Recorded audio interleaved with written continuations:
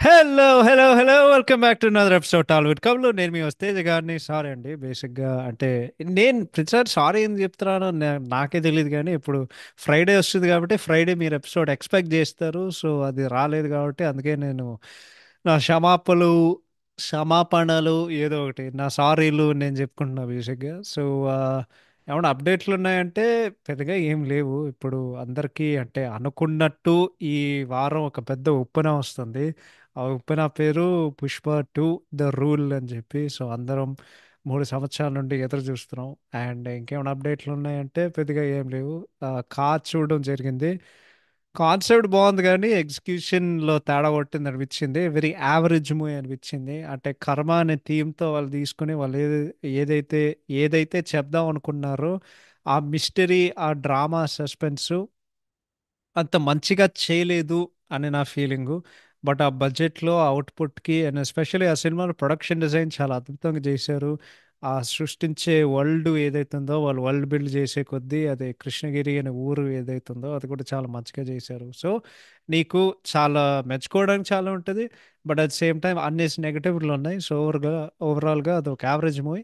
ఇంకోటి ఏంటంటే లక్కీ భాస్కర్ ఓటీటీలో వచ్చింది. సో చూడకపోతే చూడండి. ఈ ఇయర్లో ఖచ్చితంగా the best movie unless Pushpa 2 ఆ దానికి మించి మంచి సినిమా ఉంటుంది. ఖచ్చితంగా ఉండదు అని అని నేను మనస్ఫూర్తిగా అనుకుంటున్నాను. సో ఫన్నీ విషయం ఏంటంటే ఇది పుష్పవారం కాబట్టి ఈ రోజు మనం డిస్కస్ చేయబోయే సినిమా ఏంటంటే Pushpa the rise, of course starring. నేనైతే అంటే ఆ పేరు నాకు ఇష్టం లేదు. సో నేనైతే స్టైలిష్ స్టార్ అంటే నేను టైటిలే పెట్టను, జస్ట్ స్టారింగ్ అల్లు అర్జున్ గారు. సో యాజ్ యూజువల్ ఈ సినిమాకి మన క్రెడిట్స్ చెప్పేద్దాం.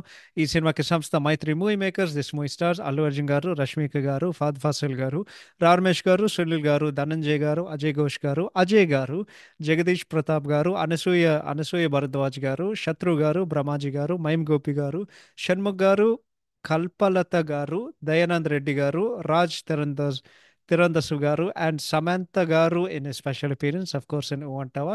ఈ సినిమాకి సంగీతం కొట్టింది one my all time favourite music director Devi Sri Prasad. ఈ సినిమాకి ఛాయాగ్రహణం చేసినటువంటి Polish cinematographer and Nani's gang leader ఫిన్ మిరోస్లావ్ కుబా బ్రోజెక్ గారు. ఈ సినిమాకి ఎడిటింగ్ చేసింది ఇద్దరు, సుకుమార్ గారి ట్రస్ట్ ఎడిటర్ కార్తిక్ శ్రీనివాస్ గారు అండ్ రూబెన్ గారు ఇంకో ఎడిటర్. ఈ సినిమాకి మాటలు రాసేది కిలాడి సినిమాకి రచయిత. అండ్ ఇంకొన్ని సినిమాలు చేశారు నాకు గుర్తులేదు, కానీ శ్రీకాంత్ విశా గారు ఈ సినిమాకి మాటలు రాశారు. సౌండ్ డిజైన్ చేసింది ఆస్కర్ విన్నర్ రసూల్ పూకుట్టి గారు. ఈ సినిమాకి ప్రొడక్షన్ డిజైన్ చేసినటువంటి రామకృష్ణ అండ్ మౌనిక గారు. వాళ్ళిద్దరూ తన హస్బెండ్ అండ్ వైఫ్ అనమాట. అండ్ ఆఫ్ కోర్స్ రంగస్థలం సినిమాకి కూడా వాళ్ళని మళ్ళీ రీటైన్ చేశారు. ఫైట్ చేసింది Ram Laxman master and Peter Hein master. And ఈ సినిమాకి కథ, స్క్రీన్ ప్లే, దర్శకత్వం చేసినటువంటి సుకుమార్ గారు. ఈ సినిమాకి నిర్మాత నవీన్ యర్నని అండ్ వై రవిశంకర్ గారు, అఫ్ కోర్స్ సంస్థ మైత్రి మూవీ మేకర్స్. అండ్ ఈ సినిమా December 17, 2021 సినిమా విడుదలైంది. సో కంటెక్స్ గురించి చెప్పాలంటే చాలా మంది రా నాయన కానీ. సో అందరికి బాగా గుర్తు అలవైకుంఠపురంలో తర్వాత ఈ సినిమా అనౌన్స్ అయింది. అండ్ దెన్ ఈ కోవిడ్ టైంలో April 8, 2020 అల్లు అర్జున్ గారి పుట్టినరోజుకి కోవిడ్లో నీకు ఫస్ట్ లుక్ పోస్టర్ వచ్చింది. మీకు గుర్తుంటే ఒక పోస్టర్ ఉంటుంది. అల్లు అర్జున్ గారు నేల మీద కూర్చొని ఆయన ఒక్క కాలుకి 6 ఉంటాయి అనమాట.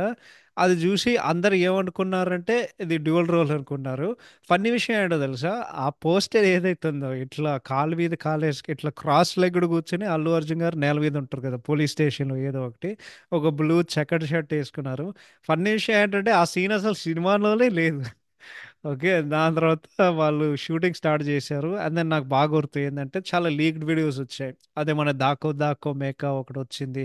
దాని తర్వాత ఆఖరికి ఫస్ట్ సాంగే లీక్ అయింది. దాని తర్వాత శ్రీవల్లి పాడు కూడా లీక్ అయింది. సో ఇవన్నీ వింటుంటే అరే ఇది డిఎస్పీ రేంజ్ కాదు కదరా అని చెప్పి ఒక నెగటివ్ వైబ్ స్టార్ట్ అయింది మూవీ మీద. ఫైనల్గా ఐ థింక్ సరిగ్గా గుర్తులేదు, ఏదో అది లేదు ఫ్రెండ్షిప్ డే కాదు, అదేదో టైం రా. ఐ థింక్ August 10లో వాళ్ళు దాక్కో దాక్కో మేక రిలీజ్ చేశారు, అది బాగాలేదు. దాని తర్వాత శ్రీవల్లి దింపారు, అది బాగుంది. దాని తర్వాత సామి సామి దింపారు, మరీ బాగాలేదు. దాని తర్వాత ఆలోచిస్తున్నాను అది ఏమైందిరా నాయన, ఏం జరుగుతుంది దీంట్లో అని చెప్పి. అదే టైంలో సమంత గారికి విడాకులయ్యి అప్పుడు ఐటమ్ సాంగ్ చేస్తుండే వార్త వచ్చింది. అప్పుడు పెద్ద హైప్, ఎందుకంటే విడాకులైన తర్వాత ఇది మొదటి అపీరెన్స్ ఒక సినిమాలో. దాని తర్వాత ఐటమ్ సాంగ్ వింటే ఇదే ఐటమ్ సాంగ్ రా నాయన అని చెప్పి దాని తర్వాత అసలు ఈ సినిమా సంగీతమే బాగాలేదు. దాని తర్వాత నాకు నాకేం అర్థం కాలేదు. అంటే ఈ పాటలేంది ఇంత పెద్దగా అయ్యాయి అంటే ఇవి ఆర్యా 2 రేంజ్ పాటలైతే కాదు. తర్వాత పోస్ట్ ప్రొడక్షన్ ప్రాసెస్ చాలా రష్ చేసి అప్పుడు సుకుమార్ గారు, డిఎస్పి గారు చాలా కార్యక్రమాలకి వాళ్ళు మిస్ అయ్యారు బేసిక్గా. రిలీజ్ ఈవెంట్లు, ప్రెస్ మీట్లు ఇవన్నీ ఎవ్వరు లేరు. సో అది బేసిక్గా ఏమైందంటే క్వాలిటీ పరంగా వాళ్ళు చాలా కాంప్రమైజ్ అయ్యారు. అండ్ సినిమా చాలా డిసప్పాయింటింగ్ ఉంటుండే. ఎందుకంటే ఒక కామెంట్ ఉండేది ఈ సినిమాకి మెయిన్ విలన్ మన బుచ్చిబాబు గారు. ఆయన ఒక సినిమా రిలీజ్ అయ్యే ముందు ట్విట్టర్ స్పేస్లో ఒక మాట చెప్పారు, 10 కేజీఎఫ్లు ఒక పుష్ప. దాని తర్వాత సినిమా విడుదలైంది, అందరు బాగాలేదన్నారు. సో నేను కూడా చూసా, అరే ఏముందిరా అని చెప్పి. దాని తర్వాత నాకు కూడా చాలా బోరింగ్ అనిపించింది. బట్ దెన్ తీరా చూస్తే అందరు సినిమాలు లేపుతున్నారు, నాకైతే అరే సినిమాలు ఏం లేదురా అనిపిస్తుంది. దాని తర్వాత ఏమైందంటే నేను సినిమా ఓకే మేబీ నేనేదో తేడా వంకతో చూసా అని చెప్పి సినిమా మరొకసారి చూసా, మళ్ళీ నచ్చలేదు. దాని తర్వాత లాస్ట్ ఇయర్ అందరూ లేపుతుంటే మరొకసారి అరే నాకేమైనా అర్థం కావట్లేదు అని చెప్పి మరొకసారి చూసా, ఇంకా నచ్చలేదు. అంటే అందరు చెప్పే విధానం ఏమందంటే ఈ సినిమాలో ఒక తెలియలేని ఫిలాసఫీ ఉందిరా ఈ పాత్రలో.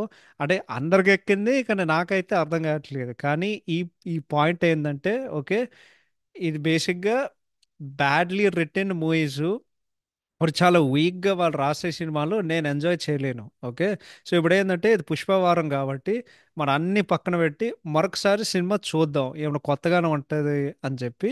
సో ఈ సినిమా నాలుగోసారి చూడడం జరిగింది.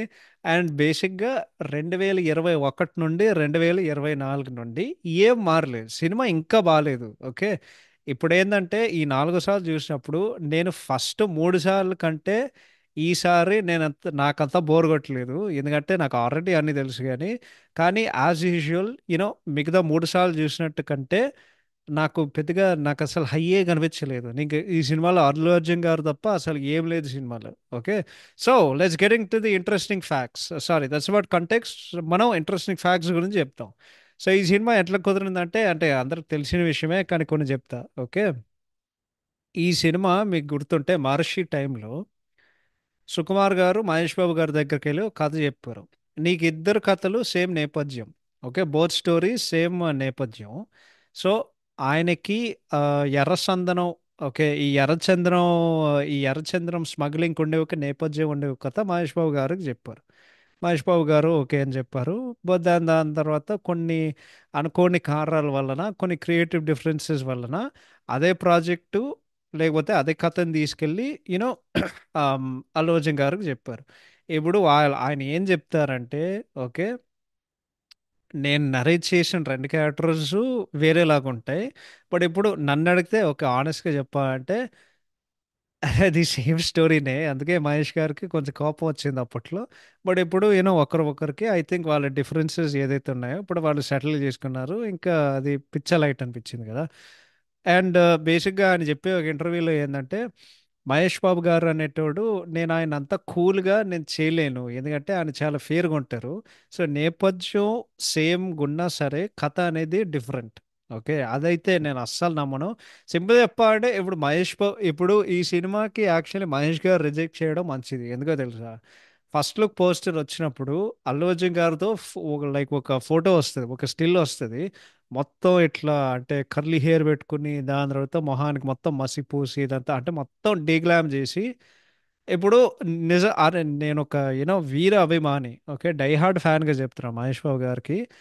మహేష్ ఫ్యాన్స్ ఇది ఈ పాడ్కాస్ట్ ఎపిసోడ్ ఎవరు వింటున్నారంటే గుండెల మీద చేసుకొని చెప్పరా నాయన, ఆ లుక్లో నువ్వు మహేష్ బాబు గారు ఊహించుకోగలవా?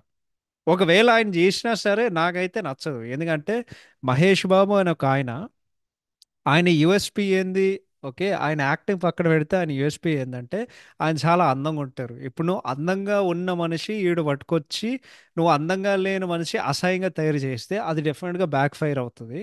సో అందుకే ఆ పోస్టర్ చూసిన తర్వాత ఈ సినిమా అల్లు అర్జున్ గారు కరెక్టు, ఆయనే కరెక్ట్, ఇంకెవ్వరు చేయలేరు అని నాకు అనిపించింది. ఓకే, అది సుకుమార్ గారు ఏం చెప్పారంటే ఈ పుష్ప అనే నేపథ్యం ఏదైతుందో ఇది ఈజీగానే బూట్ లెగ్గింగ్ కానీ ఏదో ఒకటి అని ఉండొచ్చు. కానీ నేను ఎందుకు ఈ ఎర్రచందనం స్మగ్లింగ్ తీసుకున్నానంటే ఇది చాలా హై స్టేక్స్ ఉన్న ఒక ప్రెమిస్. ఈ మొత్తం ఈ సబ్జెక్ట్ రీసెర్చ్ చేయడానికి నాకు 6 నెలలు పట్టింది.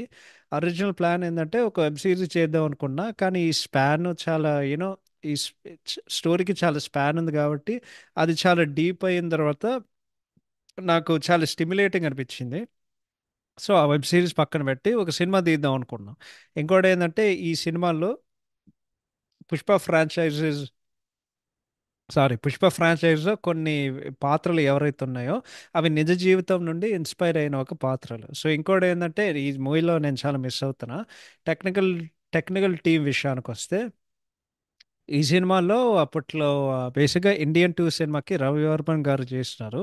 బట్ ఆయన డేట్లు అడ్జస్ట్ చేయలేకపోవడం వలన అప్పుడు అప్పుడు వాళ్ళు రత్నవేలు గారిని తీసుకున్నారన్నమాట. సో ఆయన పుష్పకి డేట్లు అడ్జస్ట్ చేయలేకపోయారు, ఎందుకంటే ఆయన ఇండియన్ టూ షూటింగ్ చేశారు కాబట్టి. అప్పుడేమైందంటే అప్పట్లో నానీస్ గ్యాంగ్ లీడర్ సినిమా చేసినటువంటి పోలిష్ డిఓపి మిరసలా కూబబ్రోజెక్ని వాళ్ళు తీసుకున్నారు. దాని తర్వాత ఎడిటర్, నాకు చాలా ఇష్టమైన ఎడిటర్ ప్రస్తుతానికి నవీన్ నూలి గారు, ఆయన రిప్లేస్ అయ్యారు దీని తర్వాత with Karthika Srinivas and Reuben. ఇంతకు ముందు నవీన్ నూలి గారు నానక్ ప్రేమతో చేశారు, రంగస్థలం చేశారు. దాని తర్వాత మన రామకృష్ణ అండ్ మౌనిక గారు they were retained as production designers from రంగస్థలం.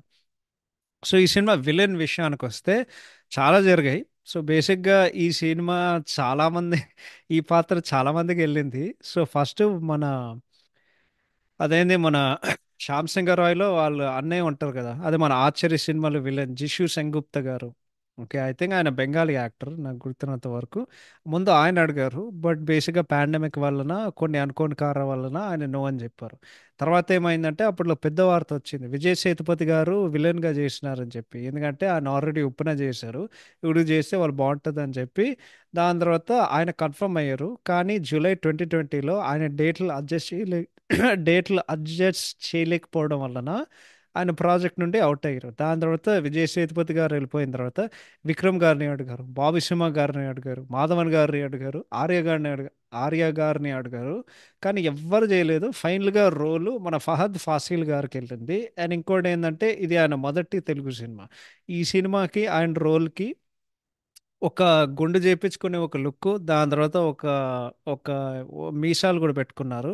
ఇంకోటి ఏంటంటే జగదీష్ గారు, అదే వేరే ఎవరైతే ఉన్నారో, జగదీష్ అదే కేశవగా చేసిన ఆయన ఎవరైతే ఉన్నారో, ఆయన మల్లేశం సినిమాలు అండ్ జార్జ్ రెడ్డి సినిమాలు చూసిన తర్వాత సుకుమార్ గారు ఈయన బాగుంటారు అని చెప్పి ఆయన క్యాస్ట్ అయ్యనమాట. ఈ పుష్ప సినిమా చేయడం వలన జగదీష్ గారు ఏం చెప్పారంటే ఆయన 15 చిన్న సినిమాలు వదిలేసుకున్నారు ఈ సినిమా పనిచేసే కొద్దీ. ఓకే, దాని తర్వాత ఇప్పుడు ఏంటంటే సుకుమార్ గారి సినిమాలో చాలా ఐటమ్ సాంగ్లు ఉంటాయి కదా, అంటే ఆ, అంటే ఐటమ్ సాంగ్ అనేది చాలా స్పెషల్ లాంటిది. సో అప్పుడు చాలా పేర్లు వచ్చాయి అప్పుడు సర్క్యులేషన్లో, మెయిన్గా దిశా పటాని గారి పేరు వచ్చేది. బట్ దెన్ ఫైనల్గా గతంలో సుకుమార్ గారి వన్ నేను ఒకటైన పోస్ట్ని క్రిటిసైజ్ చేసిన సమంత గారు ఆయన ఫైనల్గా ఆమెను తీసుకొచ్చారు. ఓకే, సో సుకుమార్ గారు ఏం చెప్పారంటే ఫస్ట్ ఆమె యాక్చువల్లీ చాలా హెసిటేట్ చేసింది, కానీ ఆమెని నేను ఒప్పించాను, ఎందుకంటే ఇప్పుడు చాలా స్టార్ యాక్ట్రెసెస్ ఐటమ్ సాంగ్లు చేస్తారు. ఇప్పుడు పూజ హెగ్డే గారు రంగస్థలంలో చేశారు. అంటే ఆమెను కన్విన్స్ చేశారు, ఇది చేస్తే నువ్వు చాలా బాగుంటుంది. బట్ బట్ ఎలా, సో ఏంటంటే సమంత గారికి చెప్పారు, ఆమె కన్విన్స్ చేసి ఇది చేస్తే నువ్వు చాలా బాగుంటావు అంటే యూ విల్ లుక్ గ్రేట్ అని చెప్పారు అని చెప్పాను. ఆమె ఆమె మళ్ళీ నో అని చెప్పింది. తర్వాత ఆమెకు మళ్ళీ ఫోన్ చేసి నేను ఒకటే చెప్పా, అరే నేను నమ్ము అని చెప్పి ఫైనల్గా ఆమె ఒప్పేసుకుంది. అండ్ దెన్ ఆ సినిమా టైటిల్ ఊ అంటావా, సంగ్ బై మన సింగర్ మంగ్లీ గారి సిస్టరు ఇంద్రవతి చౌహాన్ గారు. అండ్ సమ్హౌ అదొక నేషన్ వైడ్ సెన్సేషన్ అయింది. అండ్ సమంత గారి పర్ఫార్మెన్స్ ఆ పలానా పాటలో అది చాలా, దానికి చాలా ప్రేజ్ వచ్చింది, అంటే జనాలు చాలా మెచ్చుకున్నారు. సో లొకేషన్ రకీ గురించి చెప్పాలంటే ఓకే, ఈ సినిమాకి విపరీతమైన ఒక ఆథెంటిసిటీ ఉంది. సో రామకృష్ణ గారు అదే ప్రొడక్షన్ డిజైన్ ఏం చెప్పాలంటే ఈ సినిమాకి సరైన నేపథ్యానికి వాళ్ళు అన్ని అడవులు తిరిగారన్నమాట.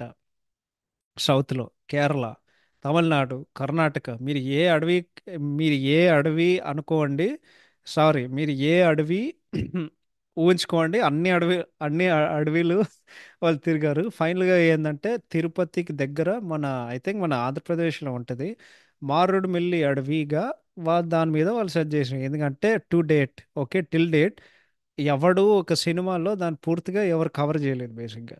ఓకే, సో ఈ సినిమాకి వాళ్ళకి ఇంటర్వ్యూలు చెప్తారు, ఈ ఈ సినిమా నేపథ్యం పట్టుకురావడానికి ఈ సినిమాకి వాళ్ళు చాలా సెట్లు వాడారు అండ్ అండ్ నిజంగానే ఒక అడవిలో ఉన్నారు. సో మల్టిపుల్ సెట్స్ వేశారు సారథి స్టూడియోస్లో, రామజీ ఫిల్మ్ సిటీలో, అన్నపూర్ణ స్టూడియోస్లో, దాని తర్వాత మన గచ్చిబౌలిలో అల్యూమినియం ఫ్యాక్టరీ. సో ఈ సినిమాకి 2 నెలల్లో 29 సెట్లు వాళ్ళు కట్టారు అండ్ మేము రాత్రి పగలు కష్టపడ్డాం డెడ్ లైన్ మీట్ చేసుకోవడానికి. అండ్ దెన్ పాండమిక్ వలన వాళ్ళు యాక్చువల్లీ ఒక ఫారెస్ట్ సెట్ క్రియేట్ చేశారు. ఇంకోటి ఏంటంటే జూబ్లీ హిల్స్లో ఒక బంగ్లాలో మేము ఒక జలపాతం తయారు చేసాం. ఈ పలానా సీను యాక్చువల్లీ కేరళలో షూటింగ్ చేయాల్సిన పరిస్థితి వచ్చింది. అంటే మేము కేరళలో షూట్ చేద్దాం అనుకున్నాం కానీ ఇక్కడికి మేము షిఫ్ట్ చేసాం. ఇంకోటి ఏంటంటే సెటిల్ చూసినప్పుడు ఈవెన్ బన్నీ గారు కూడా ఏది నిజమో ఏది ఏది ఫేకో ఆయన కూడా కనిపెట్టలేకపోయారు అని చెప్పి. సో ఈ సినిమాకి అన్నిటికంటే కష్టమైన కష్టమైన విషయం ఏంది, సారీ, ఈ సినిమాకి అన్నిటికంటే కష్టమైన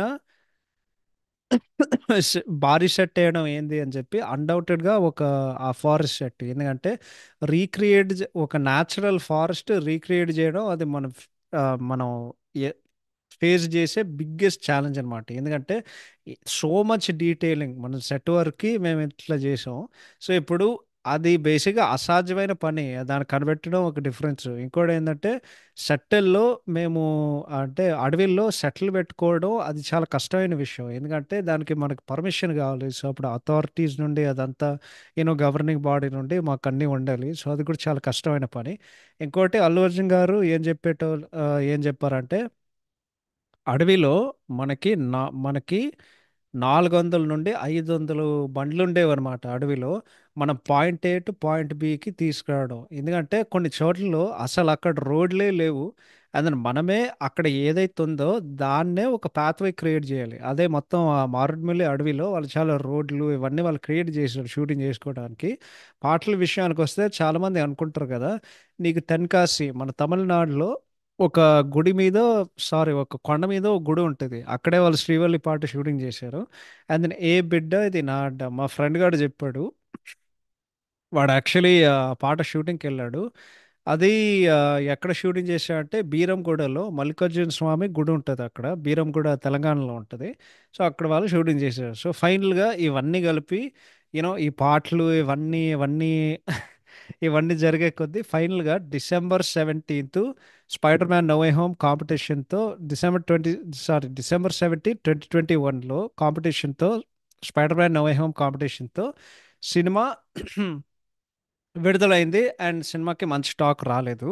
కానీ జనాలు రుద్దుతారు ఏంటంటే అంటే ఒక నిజం మాట్లాడుకోవాలి అంటే ఇప్పటివరకు నాకు అసలు అర్థం కాదు కానీ ఇప్పుడు ఈ సినిమా అప్పట్లో ఈ సినిమాకి చాలా తక్కువ టికెట్ రేట్లు ఉండేవి ఆంధ్రాలో. సో సినిమా అక్కడ ఫ్లాప్ అయింది. కానీ మొన్న కలెక్షన్ రిపోర్ట్ చూస్తుంటే పాడ్కాస్ట్ చేసే ముందు ఈ సినిమా ఎక్కడ పడితే అక్కడ నీకు అన్ని చోట్ల హిట్ అయింది. అంటే నేను అసలు ఎక్స్పెక్ట్ ఒక ఏపీ తప్పితే నువ్వు యాక్చువల్లీ ప్రీ రిలీజ్ బిజినెస్ చూసుకుంటే ఒక ఆంధ్రప్రదేశ్ తప్పితే పుష్ప అన్ని చోట్లలో సినిమా హిట్ అయిందంట. అండ్ ఇంకోటి ఏంటంటే ఇది 2021లో ఇది only star hero movie release అయింది. ఎందుకంటే ప్రభాస్ గారికి రాధేశ్యామ్ 2022కి వెళ్ళింది. మహేష్ గారిది సర్కార్ వారి పాట కూడా 2022కి వెళ్ళిపోయింది. RRR 2022కి వెళ్ళిపోయింది. అవి ఇంకో రెండు హీరోలు. దాని తర్వాత మన పవన్ కళ్యాణ్ గారు భీమ్ల నాయక్ కూడా 2022కి వెళ్ళిపోయింది. ఎవరు నేను మిస్ అవుతున్నానంటే యా, అదే చెప్తున్నాను, ఇది ఇది ఒక్కటే 2021లో. ఎందుకంటే మిగతా 5 హీరోలకి అసలు కోవిడ్ వలన ఎవరికి సింగిల్ రిలీజ్ లేదు ఆ సంవత్సరంలో. ఇంకోటి ఏంటంటే లాస్ట్ ఇంట్రెస్టింగ్ ఫ్యాక్ట్ ఈ సినిమాల్లో క్రెడిట్స్ వస్తాయి కదా సినిమా అయిపోయిన తర్వాత, అక్కడ వాళ్ళు రష్మిక పేరు ఎట్లా రాస్తారంటే రష్మి మడోనా. సో నిన్ను పిలిపించి నీకు డబ్బులు ఇచ్చి మొత్తానికి క్రెడిట్స్లో నేను అవమానం చేయడం అనేది అంటే నాకు అసలు మాట్లాడలేవు. But yeah, those are all the interesting facts. So ఇప్పుడు యాక్టింగ్, సో యా, ఇంకేమైనా మిస్ అయ్యానంటే లేదు, పెద్దగా లేదు. అంటే చాలా చెప్పాలని ఉంది. సో అందుకే నేను రపారప్ అన్ని కవర్ చేసేస్తున్నా. సో ఇప్పుడు మనం మాట్లాడుకుందాం. ఓకే, సో ఇప్పుడు యాక్టింగ్ విషయానికి వస్తే ఓకే, లైక్ ఆనెస్ట్గా చెప్పాలంటే ఈ సినిమాలో బన్నీ గారి పర్ఫార్మెన్స్ డిస్క్రైబ్ చేసుకోవడానికి నీకు పదాలు చాలవు. Okay, he is simply amazing, zing zing. From start to finish. నీకు అసలు ఇది ఎంత అద్భుతమైన పర్ఫార్మెన్స్ అంటే అది చెప్తున్నా, నేను మాటల్లో చెప్పలేను. ఇప్పుడు దీనికి ముందు వేదం అనేది నా all time favourite performance Allu Arjun గారు. అదే ఆ గాడి వెనకాల ఆయన వెళ్ళి ఏడుస్తారు కదా, అది ఆయన కెరీర్ బెస్టింగ్ యాక్టింగ్ అనిపించింది. కానీ ఈ సినిమా చూసిన తర్వాత మీరు బన్నీ గారికి అభిమాని కాకపోయినా, ఉన్నా కాకపోయినా, ఓకే, పుష్ప అనేది ఆయన కెరీర్ బెస్ట్ పర్ఫార్మెన్స్. ఎందుకంటే ఆయన ఈ ఈ పర్ఫార్మెన్స్లో ఇంకో అద్భుతమైన విషయం ఏంటంటే, జనరల్గా మనం ఒక నటుడు ఉంటాడు, అండ్ ఒక నటుడు నిజ జీవితంలో వాళ్ళకు ఉండే ఒక పర్సనాలిటీ లేకపోతే లక్షణాలు వాళ్ళు తెర మీద ఎంచుకునే పాత్రలో మాకు చాలా కనిపిస్తుంది బేసిక్గా. అంటే బెస్ట్ ఎగ్జాంపుల్ చెప్పాలంటే మన హాలీవుడ్లో రాబర్ట్ డౌనీ జూనియర్ గారు ఉన్నారు, ఓకే. ఇప్పుడు ఆయన టోనీ స్టార్క్ పాత్ర చేసేటప్పుడు అప్పుడు ఏంటంటే ఆ పాత్రలోనే ఆర్డీజే గారి నిజ జీవితంలో ఉండే పర్సనాలిటీ ఆ పాత్రలో ఉంటుంది. సో అందుకే చాలా మంది ఏముంటుందంటే ఆర్డీజే గారు ఆయనే ప్లే చేస్తున్నారు ఆ సినిమాలో అన్నట్టు ఉంటుంది కదా. కానీ ఇప్పుడు పుష్పలో ఇక్కడ నీకు అల్లు అర్జున్ అనే ఒక ఆయన ఎవరైతే ఉంటారో, అల్లు అర్జున్ అనే వ్యక్తి ఎవరైతే ఉంటారో నీకు అస్సలు కనిపించరు. నీకు ఓన్లీ పుష్పరాజ్ అనే పాత్ర కనిపిస్తారు నీకు. ఆ, ఏందంటే మనం ఆయన నటించలేదు జీవిత్ చేశారు కదా అంటాం కదా, అన్డౌటెడ్లీ జీవిత్ చేశారు. ఇంకోటి నీకు బేసిక్గా నవరసాల్లో ఏదైతే ఉన్నదో, ఓకే, నటనలో నవరసాలు ఏదైతే ఉన్నాయో నీకు ఈ సినిమాలో అన్నీ ఉన్నాయి. అండ్ ఆయన అన్నీ జస్ట్ అదరగొట్టారు అంతే. ఓకే, ఇది తెలుగు సినిమా చరిత్రలో one of the greatest performances. And definitely ఆ నేషనల్ అవార్డు కొట్టడం అనేది అది 100% సహజం. ఓకే, ఇది ఒక పర్ఫెక్ట్ పర్ఫార్మెన్స్. ఇంకోటి ఏంటంటే ఆ యాస చెప్పడం, ఆ చిత్తూరు యాస చెప్పడం, దాని తర్వాత పాత్రకుండే ఒక బాడీ లాంగ్వేజ్ ఏదైతుందో, ఓకే, బేసిక్గా ఈ పలానా పాత్రలో ఆయన జస్ట్ ఒదిగిపోతారు. అండ్ ఇంకోటి ఏంటంటే భుజం ఇట్లా పైకి పెట్టడం మొత్తం సేపు అట్లా నటించడం అది మామూలు విషయం కాదు. ఎందుకంటే భుజం మీద చాలా స్ట్రెస్ వెళ్తుంది అనమాట, ఓకే.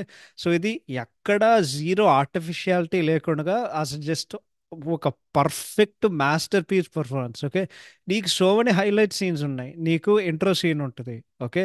దాని తర్వాత పోలీస్ స్టేషన్ సీన్లో వాడిని కొడుతుంటే వాడు ఆయన నవ్వుతారు కదా. దాని తర్వాత నీకు మొత్తం శ్రీవల్లి ట్రాక్ ఆ కామిక్ టైమింగ్ కేశవ ఏంటంటే, అరే ఏమైందిరా అని చెప్తాడు కదా, ఏంటంటే ఏంలే, ఇంకేంలే, ఏం లేదు మచ్చ, అమ్మి నన్ను చూసిందని చెప్పలేదు, అమ్మి నన్ను ఒక అమ్మి చూసిందా, ఏ చూడలేదు మచ్చ, నీకు భలే హ్యాపీగా ఉంది కదరా నీకు. ఆహా, ఆ, అదేంది మచ్చ, లేదురా నీకు చాలా సమ్మగా ఉన్నది, బల్లి చెక్క తింటూ నవ్వుతూ ఒక్క తూరు చూడలే మచ్చ అని నవ్వుతూ చెప్తా అంటారా నువ్వు.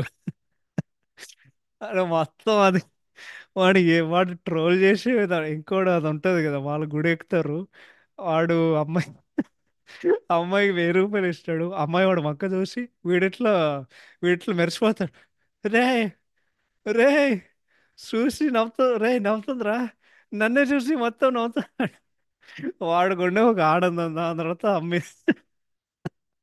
అమ్మాయి దగ్గరికి వెళ్ళి అడుగుతాడు కదా, ఏంది పాప నచ్చాను నీకు, అచ్చిచ్చి నువ్వు నచ్చకపోవడం ఏంది, నువ్వు నీతో మాట్లాడలేదు ఓ పులిపిక్కిపోతుంటావు కదా, పులిపిక్కిపోతా అంటానా, అదేంది నువ్వు అంటే నాకు ఇష్టం నువ్వు నవ్వుతున్నావు ఏంది అని చెప్పి, లేదు ఎవడైనా 1000 రూపాయలు ఇస్తే ఎవడైనా చేస్తాడు, ఓడి అమ్మ 1000 రూపాయలు పూజ ఆడ వాడికో రియలైజేషన్ వస్తుంది కదా. దాని తర్వాత కారులో అది ఎంత చిల్లర సీన్ అంటే, కారులో ఏంటంటే ఇడు ఇడు చెప్తే ఎట్ట అర్థమవుతుంది సరిగా చెప్పు అని చెప్తాడు కదా అమ్మాయి ఏడుస్తూ ఉంటే. దాని తర్వాత వాడు కారు కొనే సీను, అరే కేశవ ఆ బండి ఎంత ఉంటుంది, 4 లక్షలు మచ్చ, వెళ్ళి మార్కెట్కి వెళ్ళి ఆ బండి కొనుక్కురాపో అని చెప్పి. దాని తర్వాత వాడు అమ్మకి అవమానం జరిగినప్పుడు ఆ సీన్ ఏదైతే ఉందో, అంటే ఆమె దగ్గర అదే ఆ పెళ్లి చూపుల సీన్ ఉంటుంది కదా, ఆ సీన్లో ఆయన కనిపించే ఒక ఎమోషన్. దాని తర్వాత మొత్తం స్పీచ్ ఉండదు కదా కదా, పుష్ప పుష్పరాజ్ నీ అవ్వ నాది ఏదైతుందో మొత్తం మొత్తం లాగేస్తా, పుష్ప పుష్పరాజ్ నీ అవ్వ తగ్గేదేలే అని చెప్తాడు కదా అక్కడ. దాని తర్వాత వాడు కొండారెడ్డి అండ్ జక్కారెడ్డితో మాట్లాడితే వాడు పార్ట్నర్ అయ్యే కొద్దీ, దాని తర్వాత శ్రీవల్లికి ఉండే శ్రీవల్లితో ఉండే ఒక సీను, అంటే శ్రీవల్లి దానికి ముందు ఆ ఫైట్ జరిగే ముందు ఒక సీను ఏంటంటే, ఏందమ్మి నేనంత నచ్చినానే నీకు, అంత ఇష్టం అంటే నీకు అని చెప్తాడు కదా. దాని తర్వాత జక్కారెడ్డి సీన్ వాడు వెళ్ళి కొట్టినప్పుడు ఇప్పుడు ఏంటంటే, ఒరే జక్క, నువ్వు ఆడవాళ్ళ మీద ప్రతాపం చూపుడు కాదురా మగతనం అంటే, ఇప్పుడు మగాడిని కొట్టు అద్దిరా మగతనం అంటే అని చెప్పి, దాని తర్వాత సునీల్ బామర్ది చంపే ఒక సీను ఏంది, నీకు భయపడాలా ఇప్పుడు అని వాడు కాల్చిపారు తప్పుతాడు. దాని తర్వాత రా రమేష్కి ఎక్స్ప్లెనేషన్ చేసి ఒక సీను, దాని తర్వాత సిండికేట్ హెడ్ అవుతాడు, దాని తర్వాత క్లైమాక్స్ సీన్లో ఇది సార్ నా బ్రాండ్ మొత్తం చెప్తారు అంటే. ఈ అన్ని సీన్లు ఎంత అద్భుతంగా చేశారంటే, ఓకే, ఈ సీన్లన్నీ ఎందుకు నువ్వు చూడగలుగుతావు అంటే only due to Allu Arjun గారి నటన. ఇది ఒక మాస్టర్ పీస్ పర్ఫార్మెన్స్ అంతే, అంతకు మించి నేను ఇంకేం చెప్పలేను. ఓకే, ఇవన్నీ చెప్పిన తర్వాత, ఓకే, అల్లు అర్జున్ గారు తప్పితే, ఓకే, మీరు యాక్చువల్లీ గమనిస్తే ఇంతసేపు బన్నీ గారి గురించి మాట్లాడాలంటే దాని అర్థం ఏంటంటే బన్నీ గారికి తప్ప ఈ సినిమా ఎవ్వడికి దిక్కులేదు. ఓకే, ఎవ్వడికి ఇంపాక్ట్ లేదు. ఇప్పుడు ఎవరికైనా ఇంపాక్ట్ ఉందంటే లిటరల్లీ ఒక్కడికి ఉంటుంది. ఓకే, అది మన జగదీష్ గారు కేశవ, వాళ్ళిద్దరు స్నేహం. దాని తర్వాత అక్కడ జనరేట్ చేసే ఒక కామెడీ ఆర్ ఎంటర్టైన్మెంట్ ఏదైతే ఉందో చాలా బాగుంది. ఇంకోటి, వాడు బేసిక్గా ఒక గుడ్డి బానిస లాంటోడు. ఓకే, వాడు ఫస్ట్ పుష్పాన్ని చూసి పుష్పాన్ని వెంటపడడం వాడు వాడు అంటే వాడు ఫాలో చేస్తాడు. ఎప్పుడైనా వాడికి సపోర్ట్ చేస్తారు. ఇంకోటి ఏంటంటే, వీడికి ఎందుకు అంత ఇంపార్టెన్స్ ఉందంటే కథ, వాడే మన అందరికి కథ చెప్తాడు కానీ వాడే నేరేటర్ కాబట్టి అందుకే అది ఉంటుంది. కానీ రోల్ ఎఫెక్టివ్గా ఉందంటే చెప్పలేము కానీ, ఆ రోల్ని ఎఫెక్టివ్ చేసుకోవడానికి జగదీష్ గారు ఆయన నటనతో ఆయన ప్రయత్నం చేశారు. సో అదే కేశవ్ అనే క్యారెక్టర్ నీకు, అదే చెప్తున్నాను కదా నీకు, అంటే ఆబ్వియస్గా బన్నీ గారు యాక్టింగ్ నీకు గుర్తుంటుంది కానీ నీ కేశవ యాక్టింగ్ అంత గుర్తుంటుంది అంటే ఐ డోంట్ నో. నేనేం చెప్తున్నానంటే ఆయన నటన అంత బాగాలేకపోయినా ఇప్పుడు కథకి సంబంధించిన ఆయన మెయిన్ అంటే ఆయన narrator కాబట్టి అందుకే నీకు ఆ పాత్రకి కొంచెం ఒక ఇంపాక్ట్ ఉంటుంది, ఎఫెక్టివ్నెస్ ఉంటుంది. ఓకే, నెక్స్ట్ రష్మిక గారు Srivalli useless. Okay, most annoying character, నాకు చిరాకు దొబ్బింది ఎందుకంటే వాళ్ళ పాత్ర సరిగ్గా రాలేదు. ఓకే, ఇప్పుడు సింపుల్ చెప్పాలంటే ఇప్పుడు శ్రీవల్లి ఉంది కదా, కానీ ఇప్పుడు పుష్ప గారిని ఇష్టపడడానికి తప్పితే అసలు శ్రీవల్లి పర్సనాలిటీ ఏంటి, అదైతే మనకి ఎప్పటికి తెలియదు. ఇప్పుడు ఏంటంటే శ్రీవల్లికి ఏం కావాలి, ఆమె చదువుకుంటుందా, ఆమెకి భారీగా ఉండాలని ఉంటుందా, అంటే ఆమె ఆశలేంటి, ఆమె కళలేంటి, ఆమె ఏమనుకుంటుంది. ఓకే, ఇంకోటి సుకుమార్ గారు ఫీమేల్ క్యారెక్టర్స్ ఆయన అసలు రాయలేరురా. ఓకే, ఒక ఆ, కాజల్ అగర్వాల్ ఆర్యటు తప్పితే అన్ని సినిమాల్లో వరస్ట్గా ఉంటుంది. ఇప్పుడు అందరూ త్రివిక్రమ్ గారిని వేసుకుంటారు ఆయన డమ్ హీరోయిన్ క్యారెక్టర్ రాస్తారని చెప్పి, అది వాస్తవమే వేసుకోవచ్చు కానీ కానీ సుకుమార్ గారు ఈజ్ ఈక్వలీ ఈజ్ బ్యాడ్ అని అడిగితే. ఓకే, ఆయన ఆయన ఆయన సినిమాల్లో ఏ హీరోయిన్ పాత్ర తీసుకున్నా సరే వాళ్ళకి అసలు పర్సనాలిటీయే లేదురా నాయన. ఇప్పుడు ఆమె ఎవరు మన, ఇప్పుడు శ్రీవల్లి సినిమాలో ఎందుకు ఉందంటే, ఓకే, ఎంటర్టైన్మెంట్ జనరేట్ చేసుకోవడానికి అతను జాలరెడ్డి గాను కొట్టడానికి, అది తప్పితే ఆమె అసలు సినిమాల్లో ఏమీ చేయదు. ఓకే, ఇంకోటి రష్మిక గారి నటన ఆ క్యారెక్టర్కి ఏమైనా బాగా చేసిందంటే, ఇప్పుడు ఒకటే చెప్తా.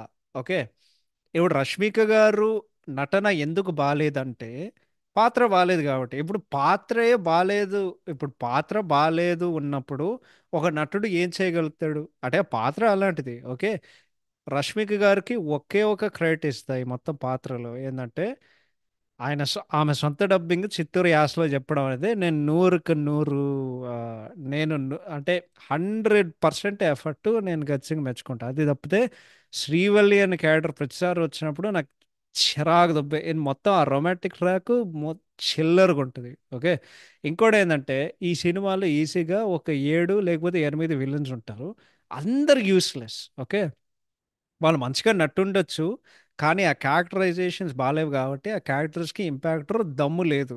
Okay, very poor and very flat. So ఫస్ట్గా మాట్లాడుకోవాలంటే సినిమా మెయిన్ విలన్ తీసుకుందాం, ఫాద్ ఫాసిల్ గారు.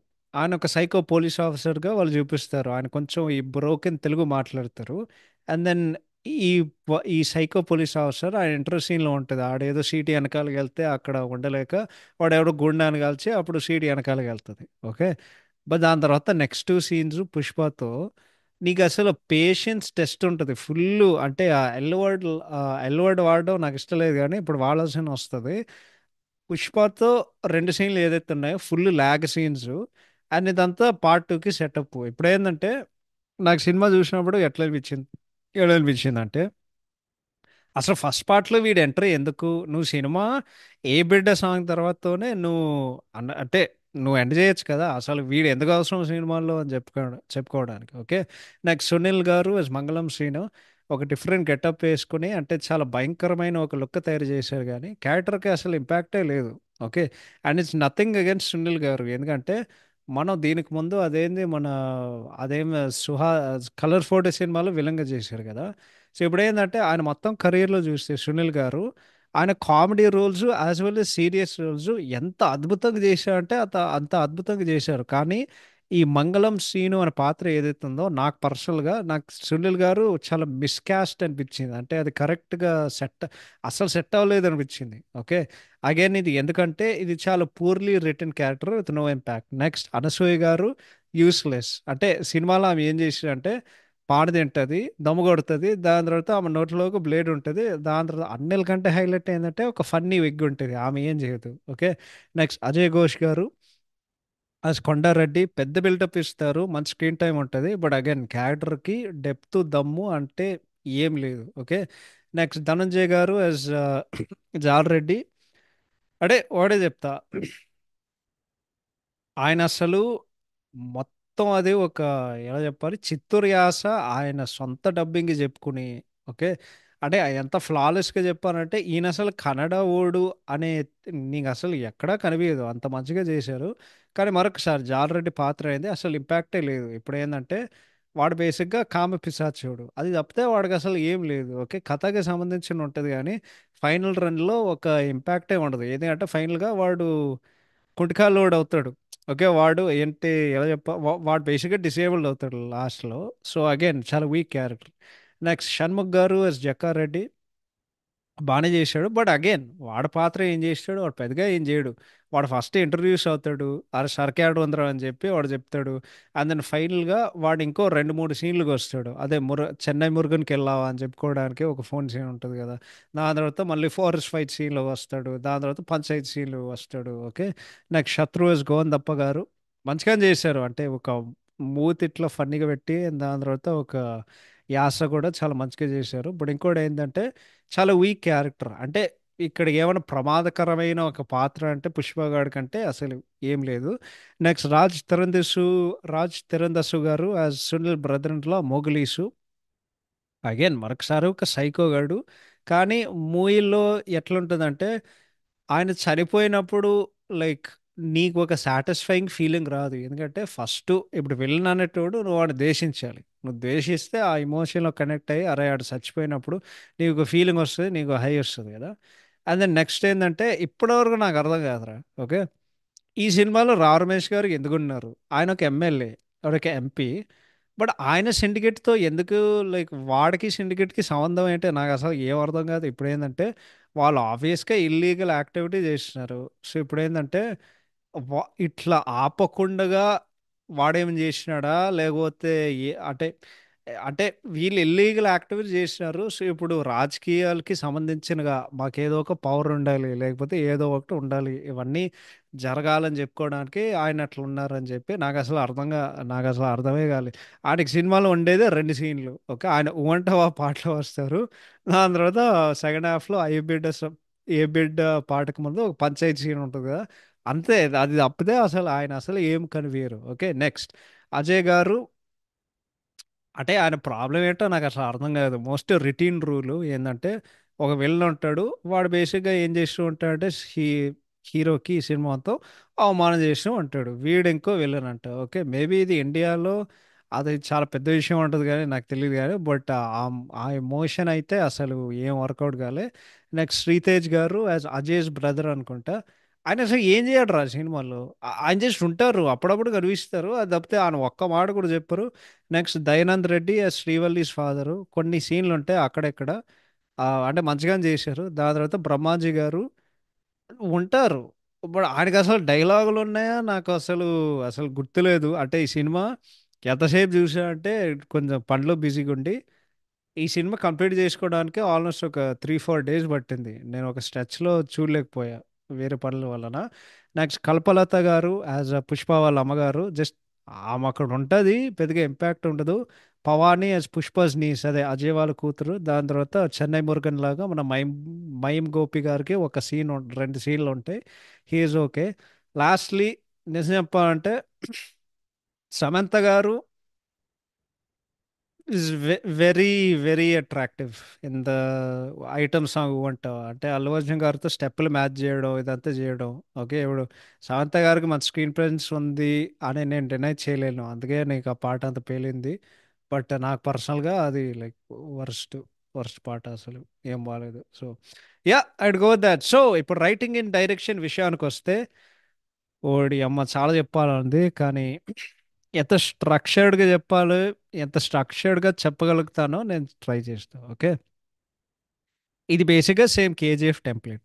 ఓకే, కేజీఎఫ్ అనే సినిమా అదేం కొత్త స్టోరీ ఏం కాదు, కానీ అప్పుడప్పుడు ఏమవుతుందంటే నీకు mass commercial zone, especially gangster డ్రామాలో అప్పుడప్పుడు కొన్ని సినిమాలు వస్తాయి. ఓకే, అప్పట్లో నీకు మణిరత్నం గారిది నాయకుడు వచ్చింది, దాని తర్వాత రజనీకాంత్ గారి భాష వచ్చింది, దాని తర్వాత మళ్ళీ జానర్ని రీఇన్వెంట్ చేసే కొద్దీ చేసింది ఏంటంటే పోకిరి. దాని తర్వాత మీకు గుర్తుంటే పోకిరి తర్వాత నీకు ఆల్మోస్ట్ ఇండస్ట్రీలో ఒక గత 5 సంవత్సరాల తర్వాత అన్ని సినిమాల స్టోరీ ఏంటంటే ఒక హీరో మాఫియాని ఇన్ఫిల్ట్రేట్ చేసి రెవెంజ్ కోసం విలన్ని అంతం చేసుకోవడానికి వాడు చేసేటోడు. ఓకే, దాని తర్వాత చాలా సంవత్సరాల తర్వాత మళ్ళీ కేజీఎఫ్ చేసింది. హ్మ్. నేను ఎందుకు కేజీఎఫ్ చెప్తున్నా అంటే, కేజీఎఫ్ సినిమా కథ ఏంటి? ఒక పేద కుర్రోడు, వాడు అనాథ అవుతాడు, వాడు అమ్మ చచ్చిపోయిన తర్వాత. కానీ అండ్ వాడు ప్రపంచాన్ని మొత్తం ఏలేదా అనుకుంటాడు శ్రీమంతుడు అయ్యే కొద్దీ. అండ్ ఒక బంగారంకి సంబంధించిన ఒక దానికి వాడు దానికి ఒక బంగారం సామ్రాజ్యానికి వాడు రాజు అవుదాం అనుకుంటాడు. ఓకే, పుష్ప సినిమా కథ ఏంటి? నీకు అదే స్టోరీ. ఇప్పుడు ఏంటంటే అంటే కేజీఎఫ్లో వాడికి అమ్మకి ఇచ్చిన మాట ఏదో ఒకటి ఉంటుంది. Okay, Pushpa cinema same story, కానీ ఇక్కడ ట్విస్ట్ ఏంటంటే వాడు నాన్న చచ్చిపోయాడు, వాడికి ఇంటి పేరు లేదు, కానీ వాడు కూడా చాలా పెద్ద శ్రీమంతుడు అయ్యండి ఒక ఎర్రసందనం స్మగ్లింగ్ సామ్రాజ్యానికి వాడు రాజు అవుదాం అనుకున్నాడు. ఓకే, ఈ సినిమాకి మెయిన్ విలన్ యాక్చువల్లీ మన ఫహద్ ఫాసిల్ గారు, కానీ అంటే సపోజ్ టు ఫహద్ ఫాసిల్ గారు, కానీ ఈ సినిమాకి biggest villain actually Buchibabu Sana, director Buchibabu గారు. ఓకే, ఎందుకంటే ఆయన 10 కేజీఎఫ్లు ఒక పుష్ప అని చెప్పాడు. ఇది బిగ్గెస్ట్ లై అని చెప్తున్నా కదా, ఇంతకంటే దరిద్రమైన మాట, ఓకే, ఇంతకంటే ఒక సోది నా జీవితంలో నేను వినలేదు. ఎందుకంటే పుష్ప ఏంది అంటే, ఇది ఒక కొత్త నేపథ్యంతో ఒక ఎక్స్ట్రీమ్లీ వీక్ స్క్రిప్ట్. ఓకే, అది తప్పితే అంటే డిఫరెంట్ నేపథ్యం తప్పితే నీకు సేమ్ కేజీఎఫ్ టెంప్లెట్. ఓకే, ఏంటంటే ఒక పెద్ద హీరో ఉంటాడు, నీకు ఇన్నేసి విలన్లు ఉన్నాయి, ఏంటంటే ఆ సామ్రాజ్యానికి వాళ్ళకు కొంచెం ఒక ముక్క కావాలి దాంట్లో. ఇప్పుడు పుష్పకి కేజీఎఫ్కి డిఫరెన్స్ ఏంటంటే, నీ కేజీఎఫ్లో ఎన్ని హైజు, ఎన్ని ఎలివేషన్స్, ఎన్ని గుర్తుండిపోయే షాట్లు అంటే నీకు అన్నేసి ఉంటాయి దాంట్లో. బీజిఎం మంచి బీజిఎం ఉంటాయి, నీకు అన్నీ బాగుంటాయి దాంట్లో. ఓకే, పుష్ప అయితే ఒక్కడు కూడా లేదు, ఒక్కడు కూడా లేదు, ఒక సింగిల్ ఎలివేషన్ లేదు, హై లేదు, అండ్ ఒక గుర్తుండిపోయే ఒక షాట్ కూడా లేదు. ఇప్పుడు షాట్ అంటే మన కేజీఎఫ్ 1 సినిమాల్లో వాడు లిటరరీ నీళ్ళ నుండి వచ్చి అట్లా కత్తి పడుకొని స్లోమోలో వెళ్తుంటే నీకు ఆ మైండ్లో అదిదా visual still in my mind అన్నట్టు, నీకు పుష్పాల్లో ఒక్కడు కూడా ఉండదు. ఓకే, నీకు సినిమాల్లో 4 సీన్లు ఉంటాయి. వాడు 4 సీన్ ఫలానికి చెప్తా. ఒకటేంటంటే వాడు సరుకు మొత్తం వాడు నదిలోని పడేస్తాడు, డ్యామ్కి వెళ్తుంది కొద్ది కదా.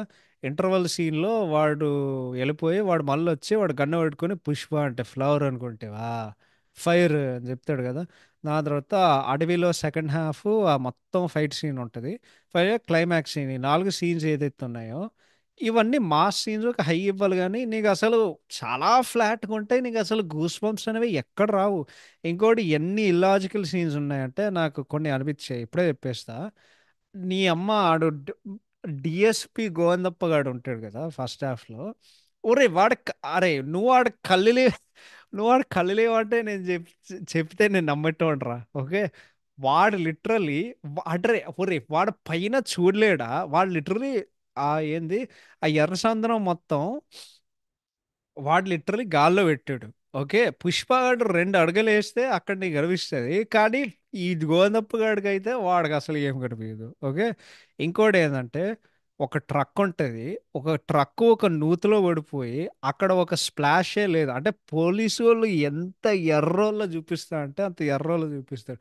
వీడు లిటరలీ అసలు వద్దరా నాయన. ఇంకోటి ఏంటంటే ఆ సెకండ్ హాఫ్ అడవిలో ఫైట్ ఉంటుంది కదా, రెడ్డిక్కిలిస్ అంటే ఓకే వాడు చూడగలడు, కానీ చాలా అనిపించింది ఏంటంటే వాడు ఒక్కను గుద్దడం, దాని తర్వాత వాడిని కాల్చడం, వాడికి ఒక్క బుల్లెట్ అంటే ఇది టిపికల్ యాక్షన్ మూవీ లాజిక్. నువ్వు నువ్వు ప్రపంచంలో ఏ ఇండస్ట్రీ యాక్షన్ మూవీ తీసుకో, ఒకడు గన్ను కాల్స్తే, ఓకే, ఇప్పుడు విలన్స్ గన్ను కాల్స్తే ఒక్కడు చక్కగా పేల్చడు, కానీ హీరో గాడు ఒక్క తూరి కాల్స్తే ఇంకంతే, గుర్ర మీద తగిలి వాడు తలకాయకి ఇట్లా తగిలి ఇంకంతే ఆడ చచ్చిపోతాడు. ఓకే, బట్ నాకు చాలా అత్త అనిపించింది. అన్నిల్ కంటే అదే సేమ్, వాడు సరుకు నదిలో దింపుతాడు కదా డ్యామ్కి వెళ్ళే సీను. నాకు అర్థం కాదు ఒరే, వాడికి ఎట్లా తెలుసు అది డ్యామ్కి వెళ్ళి అట్లా వెళ్ళి పారుతుందని. వాడేమో చేశాడా, వాడేమో ఫిజిక్స్ అసలు ఎంత కన్వీనియంట్గా ఉందంటే అంత కన్వీనియంట్గా ఉంటుంది. ఓకే, సో ఇవన్నీ ఉంటాయి ఇక్కడ. ఈ మూవీ ఎందుకు బాగాలేదంటే నేను సింపుల్ చెప్తా. ఓకే, సేమ్ కేజీఎఫ్తో పోల్స్తా. ఇప్పుడు ఏంటంటే నీకు సుకుమార్ గారికి ప్రశాంత్ నీల్ గారికి తేడా ఏంటంటే, ఓకే నీకు విలన్స్ రాసే కొద్దీ మొత్తం వరల్డ్ బిల్డ్ టెంప్లెట్ చేసే కొద్దీ ఏంటంటే, నీల్ గారికి ఒక విలన్ లేకపోతే విలన్స్ ఎట్లా రాయాలో ఆయనకు బాగా తెలుసు. ఎందుకంటే నీల్ గారి సినిమాల్లో కేజీఎఫ్ అండ్ అంటే నేను ఉగ్రం చూడలేదు, కానీ కేజీఎఫ్ అండ్ సలార్ తీసుకో. ఓకే, ఆయన సృష్టించే విలన్స్ ఎవరైతే ఉన్నారో వాళ్ళు చాలా పవర్ఫుల్గా ఉంటారు, అండ్ వాళ్ళు చాలా డేంజర్ నా కొడుకులు అని మాకు అనిపిస్తుంది. అంటే అరే వీళ్ళందరూ కలిసి వీళ్ళు చాలా డేంజర్ నా కొడుకులు, నిజంగానే హీరోకి ఏమైనా చేయగలరు అన్నట్టు మాకు ఒక భయం ఉంటుంది. ఓకే, ఇప్పుడు కేజీఎఫ్లో గరుడ అనేటోడు వాడు అల్టిమేట్ విలన్. అరే వీడు ఎంత పెద్ద, లైక్ వీడు ఎంత పెద్ద మనిషి, వీడందరిని భయపెట్టేటోడు అని చెప్పి నీల్ గారు చూపిస్తారు సినిమాలో గరుడ. ఓకే, దాని తర్వాత ఆండ్రూస్ ఉంటారు, దాని తర్వాత షెట్టి ఉంటాడు, దాని తర్వాత కమల్ ఉంటాడు, దాని తర్వాత రాజేంద్ర దేశాయ్ ఉంటాడు, దాని తర్వాత సూర్యవర్ధన్, అధీర్, గురు పాండ్యన్, వీళ్ళందరూ ఉంటారు కదా. ఇప్పుడు ఏంటంటే వాళ్ళకు ఒక్క చిటికలో వాళ్ళు కావాలంటే రాకీ గాని ఏస్పార్ దొబ్బొచ్చు.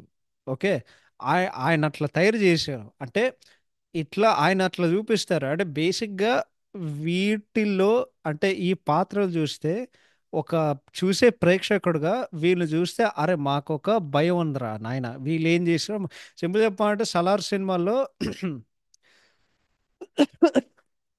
ఆడెవడో అదే సెకండ్ హాఫ్ లో వాడెవడో పూజ ఏదో క్యారెక్టర్ ఉంటాడు కదరా, ఆడెవడో లైక్ పూజారి ఉంటాడు కదా, వాడు క్లైమాక్స్ లో చూపిస్తాడు.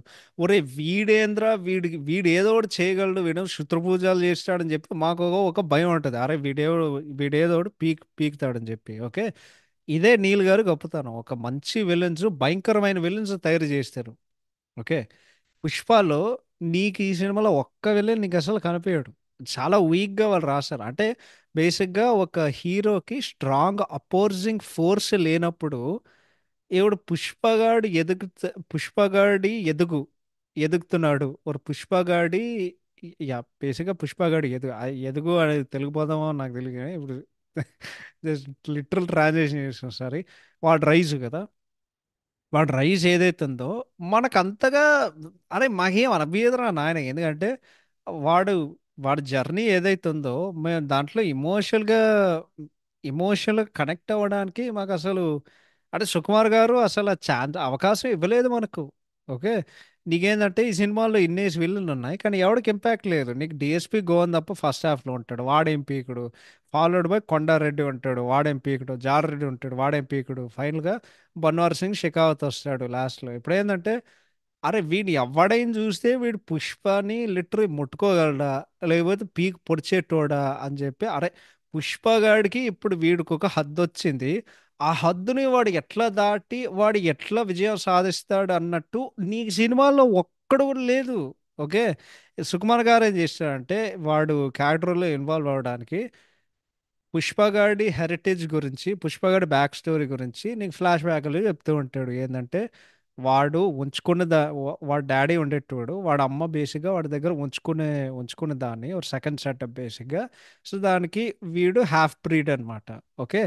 ఇంకోటి వాడి నాన్న ఇంటి పేరు ఏంది అంటే ఆ ఉంచుకున్న దాని ఎవరితో ప్రేమలో ఉందంటే ఎవడో మగాడు, వాడి ఇంటి పేరు మల్లెట్టి అనమాట. ఓకే. ఈ ఎమోషన్ ఏదైతే ఉందో ఇది చాలా ఫ్లాట్గా ఉంది, అసలు అఫెక్టివ్గా లేదు. అంటే ఎవరితో కనెక్ట్ అవ్వాలో నాకు తెలియదు కానీ కేజీఎఫ్, ఓకే, కేజీఎఫ్లో మదర్ ట్రాక్ చాలా ఇమోషనల్గా ఉంటుంది అండ్ చాలా ఎఫెక్టివ్గా ఉంటుంది. అంటే నీల్ గారు ఏం చేశారు నాకు తెలియదు, అదే నీల్ గారు గొప్పతనం అంతే. ఓకే. నీకు ఇప్పుడు ఇండియాలో వర్కింగ్ డైరెక్టర్స్లో మంచి డైరెక్టర్స్ అంటే దాని పేర్లు లిటరలీ ఒక వేలు మీద లెక్క పెట్టుకోవచ్చు మంచి డైరెక్టర్స్. ఓకే. ఆ సినిమాలు మళ్ళీ చూస్తే నీల్ గారు గొప్పతనం నాకు అర్థమవుతుంది. ఏంటంటే కేజీఎఫ్ మదర్ ట్రాక్ చాలా ఇమోషనల్ అండ్ ఎఫెక్టివ్గా ఉంటుంది. ఎందుకంటే ఆ సినిమాలో రాకీ వాడు ఏం చేస్తున్నాడు అనేది, వాడు వాడు అమ్మకి ఇచ్చిన మాట కోసం ఇదంతా వాడు చేస్తున్నాడు. ఓకే. ఎందుకంటే ఫైనల్గా వాడు మొత్తం వాడు సముద్రంలో కలిసిపోయినప్పుడు, వాడు చనిపోయినప్పుడు, అరే ఏం బ్రతకాడరా రాకీ బాయ్ అన్నట్టు నీకు ఒక ఫీలింగ్ వస్తుంది. అంటే సినిమా మొత్తం అరే ఈడు గెలవాలరా నాయన అని చెప్పి అట్లా ఉంటది. కానీ పుష్పలో అయితే వాడి కోసం ఫీల్ అవ్వడానికి అసలు ఏం లేదు. ఇంకోటి ఏంటంటే పుష్పగాడు పుష్పగాడు అనేటోడు. ఓకే. వాడు చాలా తెలివైనోడు. వాడు ఫైనల్గా వాడొక బక్రా అవుతాడు. అంటే సారీ, పుష్ప అనేటోడు చాలా తెలివైనోడు. సో వాడు తెలివితో ఈ విలన్ గాళ్ళందరూ పుష్పగాడి తెలివికి వాళ్ళు బలవుతారు. ఏంటంటే వాడి చేతిలో అందరూ బకరాలు అవుతారు. అండ్ దెన్ తర్వాత తెలుసుకోవాలంటే ఒక సెకండ్ పార్ట్ చూడాలి. అదే థర్స్డే వస్తుంది. దాని తర్వాత వాళ్ళు ఇప్పుడు మూడో పార్ట్ ఉందన్నమాట. ఓకే. ఇప్పుడు ఫాఫా ఇప్పుడు ఫాదర్ ఫసీల్ గారు మెయిన్ విలన్. ఓకే. ఆయన సినిమాలు ఎప్పుడు వస్తాయో తెలుసా? సినిమా 3 గంటలు 2:30 గంటల తర్వాత ఆయన వస్తారు. ఓకే. అండ్ దెన్ బేసిక్గా ఆ రెండు సీన్లు ఏంటంటే ఇది ఒక క్లాష్ ఆఫ్ ఈగో. అండ్ ఆ సీన్లు ఎట్లుంటుంది అంటే ఒరే నీది పెద్దదా నాది పెద్దదా అన్నట్టు చూసుకోవడానికి అన్నట్టు ఉంటుంది. ఓకే. నెక్స్ట్ ఏంటంటే రొమాంటిక్ ట్రాక్ ఈ సినిమాలో, ఒరే అది లిటరలీ ఒక రెడ్ లైట్ ఏరియాకి వెళ్ళి ఒక అమ్మాయికి ఇచ్చినట్టు ఆడొక పని చేశాడు రా.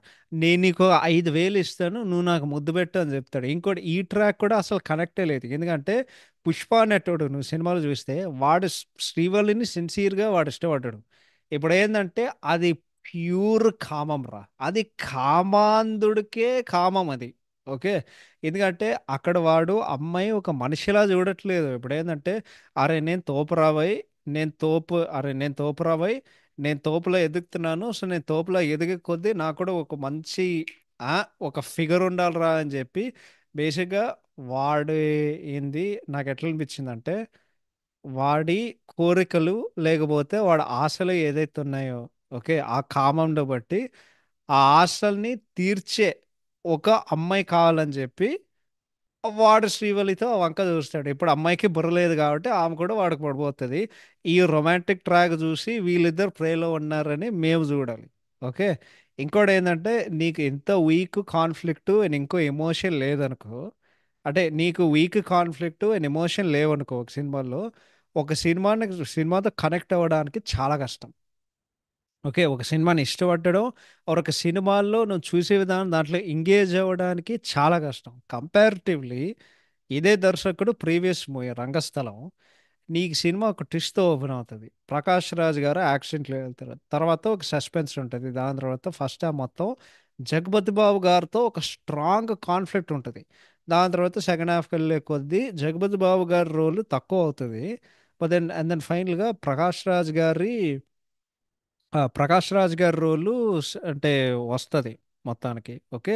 అండ్ దెన్ ఇట్లా బిల్డ్ అవుతుంది, అట్లా బిల్డ్ అవుతుంది. ఫైనల్ క్లైమాక్స్కి వచ్చేసరికి ఒక అమేజింగ్ సస్పెన్స్, ఒక అద్భుతమైన ట్విస్ట్తో నీకు మైండ్లో ఇట్లా అట్లా తిరుగుతూ ఉంటుంది. అంటే నేను హార్ట్ చేస్తుంది బేసిక్గా ఆ సినిమా అట్లా ఉంటుంది. ఓకే. సో సింపుల్గా with week writing and badly return villains, వాళ్ళకి అసలు డెప్త్ దమ్మే లేదు. ఇంకోటి నీకు అవన్నీ పక్కన పెడితే నీకు సినిమాలో ఒక డ్రామా ఉండాలన్నమాట. ఓకే. డ్రామా ఉంటుంది సినిమాలో. బట్ ఆర్ ఇప్పుడు వీక్ రైటింగ్, మంచి విలన్స్, దాని తర్వాత ఇమోషన్ లేక నీకు సినిమాలో ఈ డ్రామా ఏదైతుందో చాలా బోరింగ్ ఉంటుంది. దాని తర్వాత ఇందాక చెప్పినట్టు ఫాద్ ఫాసిల్ గారు ఎంటర్ అవుతారు, అరే ఇంతకంటే ఎట్లా సాగదీస్తారో అని చెప్పి ఇంకో అరగంటలు ఆగుతారు ఆ సినిమా. ఓకే. సో ఇవన్నీ నేను చెప్పేదానికి, నీకు ఎమోషన్ లేదు, స్ట్రాంగ్ విలన్స్ లేవు, హైస్ లేవు, ఏమీ లేవు. ఓకే. పుష్ప సినిమాల్లో ఏం లేవు ఇవన్నీ. ఓకే. ఈ సినిమాల్లో ఒకే ఒక పాజిటివ్ అంటే క్యారెక్టరైజేషన్ ఆఫ్ పుష్పరాజ్, అల్లు అర్జున్ గారి అద్భుతమైన పర్ఫార్మెన్స్తో, అండ్ ఆ పాత్ర, అండ్ ఇంకోటి ఆ పాత్ర తీసుకునే యాక్షన్స్ ఏదైతే ఉన్నాయో అవి చాలా బాగున్నాయి. అండ్ ఈ సినిమాలో ఒకే ఒక వర్ది థింగ్, ఓకే, ఇప్పుడు ఏంటంటే పుష్ప అనేటోడు వాడు కండలతో ఆలోచించకుండా వాడు బుర్రతో ఆలోచిస్తాడు. ఓకే.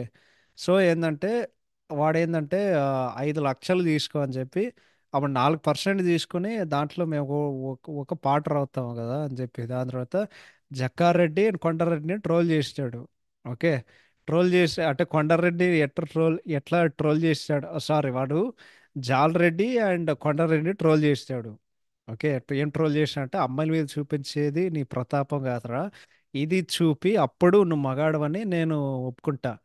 ఓకే. అంటే నన్ను కొట్టు అప్పుడు నువ్వు మగాడవని ఒప్పుకుంటా. దాని తర్వాత కొండారెడ్డి, ఏది కొండారెడ్డి ఇట్ట వచ్చిన, ఏంది నువ్వు బాగా బాగా కమర్షియల్ అయినావు కొండారెడ్డి, ఏంది నువ్వు ఇట్లా అమ్ముడు అని చెప్తాడు కదా వాడు సెకండ్ హాఫ్ అడవి ఫైట్కి ముందు. దాని తర్వాత జక్కారెడ్డి ఒక మాట చెప్తాడు అనిల్కి, ఏంది జక్క అట్టా చూస్తున్నావు, ఏంది మళ్ళీ నీకోసం వచ్చినానా, నీకు నాకు 1.25 లక్ష ఉంటాయి, కానీ ఎంతైనా సరే నువ్వు నా పార్ట్నర్వి, నిన్ను ఎవడేం చేస్తే నేను వాడి తాట తీస్తా అని ఏదో ఒకటి చెప్తాడు కదా. సో బేసిక్గా వాడు ఆలోచించే విధానం, ఇంకోటి ఏంటంటే వాడి దూకుడు. ఓకే. వాడి దూకుడు చాలా బాగుంటుంది, ఎందుకంటే వాడు అంటే వాడికి అసలు భయమే లేదురా బాబు. ఇప్పుడేందంటే మంగళం సీను ఉన్నాడు, దానికి హెడ్, వాడు సీనుగాడికి ఎదురుకెళ్ళి వాడు చెన్నై మురుగన్ని కలిసి అప్పుడు రేటు వాడే సెట్ చేస్తాడు. ఇంకోటి ఏంటంటే వాడు క్లైమాక్స్లో, అంటే ప్రీ క్లైమాక్స్లో వాడు అనుభవించే అవమానం ఏదైతుందో, వాడు మళ్ళీ బన్వార్ సింగ్కి వెళ్ళి ఆ అవమానం ఫేస్ చేసి వాడు బన్వార్ సింగ్ అవమానం చేస్తాడు. ఇది సార్ నా బ్రాండ్.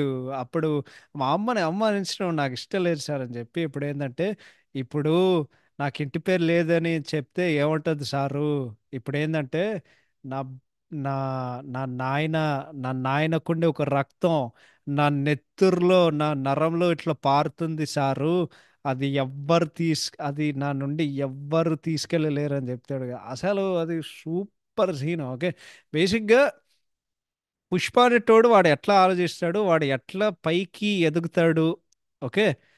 అది వాళ్ళు చూపించే విధానం చాలా ఇంటెలిజెంట్గా ఉంది. ఇప్పుడు ఏంటంటే ఇప్పుడు పాత్ర బాగుంది కానీ సినిమా బాగాలేదంటే ఇది ఎట్లా బాగుంది, ఇది బాగుంది అని నేను ఎట్లా చెప్పగలను. ఓకే. నీకు సేమ్ గుంటూరు కారంలో అక్కడ రమణ గార్డెన్ పాత్ర బాగుంటుంది, పాత్ర బాగుంది కానీ మిగతా సినిమా బాగోపోతే సినిమా బాగుంది అని ఎట్లా చెప్తాను. ఓకే. ఈ అన్నీ పక్కన పెడితే ఈ సినిమాలో మెయిన్ ప్రాబ్లం ఏంటంటే, మన present mainstream big budget commercial Telugu సినిమాల్లో ఈ సినిమా అన్నిటికీ it sums up everything wrong అనమాట. ఇది బేసిక్గా ఒక వన్ మ్యాన్ షో అంటే మన సినిమాలు ఎట్లా అయిపోయాయంటే, హీరో గాడికి తప్పితే మిగతా సపోర్టింగ్ క్యాస్ట్ అసలుకి దిక్కే లేదు. వీక్ స్టోరీ, పెద్దగా స్టోరీ ఉండదు, ఒక యూస్లెస్ హీరో ఉంటుంది, 2 3 సీన్లకి 3 పాటలు వస్తుంది, మంచి చీప్, వీక్ టెక్నికల్ వాల్యూస్ బాగోవు, ఎమోషన్ లేవు, స్ట్రాంగ్ విలన్స్ లేవు, వీక్ కామెడీ ఆర్ అసలు కామెడీయే లేదు ఇప్పుడు. దాని తర్వాత దరిద్రమైన ప్రొడక్షన్ వాల్యూస్, ఫైనల్గా ఒక చీప్ ప్రోడక్ట్ వస్తుంది. దాని తర్వాత వాళ్ళు చాలా రష్గా చేసి ఓవరాల్ మనం ఏదో ఒకటి చూసేద్దాం ఆడియన్స్కి గ్రాంటెడ్గా తీసుకుని మరి ఏది పడితే చూసేస్తారని చెప్పి ఫైనల్గా ఏదో ఒక కిచిడి అవుతుంది. ఓవరాల్ ఒక ల్యాక్ ఆఫ్ ఎంటర్టైన్మెంట్ ఉంటుంది. ఫైనల్గా ఏమవుతుంది, నీకు బోర్ కొడుతుంది. ఈ సినిమా నాకు ఎందుకు నచ్చాయంటే సింపుల్గా ఇవన్నీ కలిసి వచ్చి సింపుల్గా సినిమా చాలా బోరింగ్ ఉంటుంది. Very simple. So that's about writing. దర్శకత్వం విషయానికి వస్తే డైరెక్షన్ బై సుకుమార్ గారు, బాలేదు, ఆనగా చెప్పాలంటే బాలేదు. ఇది one of his weakest works, if not his weakest work, అదే చెప్తున్నా కదా. ఎక్సెప్ట్ అల్లు అర్జున్ గారి eccentric hero characterization which is ఈ movie ultimate selling point. Movie చాలా దరిద్రంగా రాశారు, వీక్ విలన్స్. బేసిక్గా ఇది ఒక చాలా బ్లాండ్ రైస్. ఓకే. నీకు ఈ కథకి మంచి విలన్స్ అండ్ మంచి ఎమోషన్ ఉండుంటే ఇది డెఫినెట్గా నీ అమ్మ ఇద్దర సినిమా అంటే అన్నట్టు ఒక ఫీలింగ్ తెప్పించేది. ఒక amazing action drama that is rustic and రూరల్గా ఉండేది. బట్ అది తప్పితే అసలు నీకు సినిమాల్లో ఏం లే, ఏమీ లేవు. సో చాలా disappointing output. So ya, this what writing and direction. So ఇప్పుడు టెక్నికాలిటీస్ విషయానికి వస్తే music and BGM. So songs and BGM by Devi Sri Prasad, music or songs by DSP గారు. బాలేదు, బాలేదు. ఓకే, సింపుల్గా చెప్పాలంటే ఈ సినిమాలో మూడు మూడు మనుషులు ఎవరైతే ఉన్నారో వాళ్ళు ఒకరు ఒకరికి ఒక స్టాండర్డ్ సెట్ చేశారు. ఓకే, సుకుమార్ గారు, అల్లు అర్జున్ గారు, డిఎస్పి గారు. ఓకే, ఇప్పుడు పలానా చెప్పాలంటే సుకుమార్ గారు, డిఎస్పి గారు, ఆర్య, ఆర్య టూ ప్రత్యేకంగా అదే ఈ కాంబో గురించి మాట్లాడాలంటే. ఓకే, ఇంకోటి ఏంటంటే సుకుమార్ గారు అన్ని సినిమాలకి సంగీత దర్శకుడు, మన డిఎస్పి గారు. ఓకే, సో వాళ్ళ దగ్గర ఒక స్టాండర్డ్ ఉంది. దాని తర్వాత అల్లు అర్జున్ గారు, డిఎస్పి గారు చాలా సినిమాలు కలిసి చేశారు. ఇప్పుడు అల్లు అర్జున్ గారి కెరీర్లో బెస్ట్ మ్యూజిక్ కంపోజర్ ఓర్ ఆయనకి మంచి అద్భుతమైన సంగీతం ఎవరైనా ఇచ్చారంటే అన్డౌట్లీ డిఎస్పి గారు. ఓకే, ఈ పాటలు ఎందుకు బాగాలేవంటే ఈ ఆల్బమ్ వేరే ఆల్బమ్స్తో పోలిస్తే ఆర్య, ఆర్య టూతో ఈ పాటలు దాంట్లో ఉండే లిరికల్ వాల్యూ రిపీట్ వాల్యూ అసలు ఒక్కటి లేదు. నన్ను అడిగితే ఆనెస్ట్గా చెప్పాలంటే అదే నా ఫేవరెట్ సాంగ్ ఆర్య టూలో ఉప్పెనంత ఈ ప్రేమకి ఆ ఒక్క పాటే better than this entire Pushpa album. Okay, ఈ ఆల్బంలో నాకు నచ్చిన రెండే పాటలు, నాకు రెండే పాటలు నచ్చాయి, విచ్ వర్ శ్రీవల్లి, నే బిడ్డ. వాళ్ళకి రిపీట్ వాల్యూ. ఇవన్నీ నేను ఎందుకు చెప్తున్నా అంటే ఓకే, సినిమాలో 5 పాటలు ఉన్నాయి. ఎవరికైనా తెలియకపోతే అంతే, అంటే అందరూ తెలిసి పాటలు కానీ ఎవరికైనా తెలియకపోతే చెప్తా. ఓకే, 5 పాటలు ఉన్నాయి. అన్ని పాటలకి సాహిత్యం రాసేది చంద్రబోస్ గారు. దాక్కో దాక్కో మేక, శ్రీవల్లి, సామి సామి, ఊ అంటావా, ఊ ఊ అంటావా, ఫైనల్గా ఏ బిడ్డ ఇది నా అడ్డ. ఓకే, 5 పాటలు. ఇప్పుడు సంగీతం ఏంటంటే, సంగీతం అంటే తరతరాలుగా యుగ యుగాలుగా తర్వాత మేము ఆ సంగీతం ఇంకా వింటూనే ఉంటాం. ఓకే, ఇప్పుడు నేను ఇంకోటి చెప్పడం నాకు ఇష్టం. అంటే ఇప్పుడు నాకు చాలా కోపం వస్తుంది కానీ నేను అందరికీ చెప్పాల్సిన విషయమే. ఓకే, సో నేను ఇప్పుడు ఒక బూత్ వాడబోతున్నా. సో మీరు ఎక్స్ప్లిసిట్ నేను పెడతా. ఓకే, ఇప్పుడు పాట్ సంగీతం అనేది ఒక లాంజెవిటీ అండ్ తరతరాలుగా యుగ యుగాలుగా మళ్ళీ వినాలి. ఓకే, ఈ పాటలకి ఖచ్చితంగా లేవు. అండ్ ఎవడైనా వ్యూస్ లాంటి లౌడాలో సోది పట్టుకొచ్చాడు అనుకో. Okay, I frank I don't give a fuck about views. I don't. ఎందుకంటే ఇప్పుడు యూట్యూబ్లో చూస్తే నీ కుర్చీ మడతపెట్టి వాటికి 500 మిలియన్ వ్యూస్ ఉన్నాయి. చెప్పవే చిరగాలికి నీకు 10 మిలియన్ వ్యూస్ ఉంటాయి. బుర్రున్నోడికి తెలుసురా, బుర్రున్నోడికి తెలుసు ఏ పాట అంటే ఏ పాట మంచిది. ఓకే, అదే ఈ ఈ ఈ అడ్డమైన లాజిక్లు అస్సలు అస్సలు ఇవ్వకండి. ఓకే, నేను కూడా చెప్తా. ఆర్య పాటలు, జల్సా పాటలు. ఆర్య సినిమా 20 సంవత్సరాల క్రితం వచ్చింది. జల్సా సినిమా 16, ఆల్మోస్ట్ 17. ఓకే, సారీ, ఆల్మోస్ట్ 17 సంవత్సరాల క్రితం వచ్చాయి. దాని తర్వాత నువ్వు వస్తా అంటే ఈ రోజుల్లో ఎందుకు ఆ పాటలు మళ్ళీ వింటున్నావు? ఎందుకు? ఎందుకంటే ఆ పాటలు అంత అద్భుతంగా ఉన్నాయి కాబట్టి. ఆ పాట అది ఎందుకు బాగున్నాయి నేను చెప్పలేను కానీ అది అదే డిఎస్పి గారి రేంజ్ రా నాయన. ఓకే, అదే డిఎస్పి గారి రేంజ్. ఈ సినిమాలో ఆయన కొట్టే పాటలు అసలు ఆయన రేంజే కావు. అస్సలు అస్సలు కావు. అండ్ ఇంకోటి, నీకు రంగస్థలం సినిమాలో ఏవైతే సాంగ్ సిచ్యుయేషన్లు ఉన్నాయో నీకు సేమ్ యాస్టేజ్ ఉంటాయి. దాంట్లో రంగస్థలం అని ఉంటుంది, దీంట్లో దాకో దాకో మేక ఉంటుంది, దాంట్లో అదే మన ఎంత చక్కగా ఉన్నవే ఉంటుంది, దీంట్లో శ్రీవల్లి ఉంటుంది, దాంట్లో రంగమ మగమ ఉంటుంది, దీంట్లో అదే మన సామి సామి ఉంటుంది, దాంట్లో జిగల్ రాణి ఉంటుంది, దాంట్లో ఆ, ఏంది, దాంట్లో దీంట్లో ఊ అంటావా ఉంటుంది, దాంట్లో ఆగట్టునుంటావా ఉంటుంది, దీంట్లో మన అదేది మన ఏ బిడ్డ ఇది నా అంట అంటే బేసిక్ నీకు ఆల్మోస్ట్ సేమ్ టు సేమ్ ఉంటాయి. ఓకే, ఈ నీకు సంగీతం పరంగా ఎవడైనా వాళ్ళ పని చేశారంటే చంద్రబోస్ గారు ఒక్కటే. చంద్రబోస్ గారు ఒక్కడే. సారీ, ఎందుకంటే నువ్వు యాక్చువల్లీ సాహిత్యం వింటే నీకు యాజ్ పర్ సినిమాల సిచ్యువేషన్ చాలా యాప్ట్గా ఉంటాయి. అంటే అవి కథ పరంగా ఒక కథనం లాగా వాళ్ళు చెప్తూ ఉంటారు. అంటే ఈ పలానా దానికి ఈ దానికి గురించి కథలు చెప్తున్నారు. అంటే ఈ ఆయన రాసే సాహిత్యానికి దాంట్లో ఒక కథనం ఉంటుంది, అండ్ కథ వెళ్ళే కొద్దీ అవి చాలా మంచిగా ప్లేస్ చేశారు. కానీ ఆయన రాసే సాహిత్యానికి ఇంకా మంచి బెటర్ పాటలు ఉన్నాయనేదే పూర్తిగా నా అభిప్రాయం. సింపుల్ చెప్పాలంటే అందరూ ఈ ఆల్బమ్ ఓ అని లేపుతారు, కానీ ఇది Pushpa not DSP Allu Arjun Sukumar range album. అంతే. అంతే, వెరీ సింపుల్. ఎవడైనా ఎవడైనా హట్ అయితే నాకేమి, నేను అసలు నాకు సంగీతం అంటే చాలా ఇష్టం. స్వీట్స్ వంటి ఆ, బాలేని సంగీతం నేను అసలు అసలు ఒప్పుకోను. So అట్స్ about songs.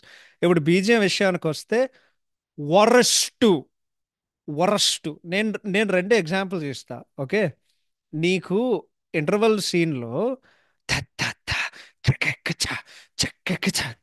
అక్కడ దాంతోపాటు డప్పులు కూడా వస్తాయి. అసలు అక్కడ ఇంపాక్ట్, దాని తర్వాత హయ్యే హయ్యే లేదురా నాయన. అసలు ఏం కొడుతున్నావు నాకేం అర్థం కాలేదు. దాని తర్వాత శ్రీవల్లి ఫైట్ సీన్కి ఒరే, వాడు జక్కారెడ్డి కొడుతుంటే వాడు శ్రీవల్లి సాడ్ మ్యూజిక్ పెడతాడు రా ఒరే.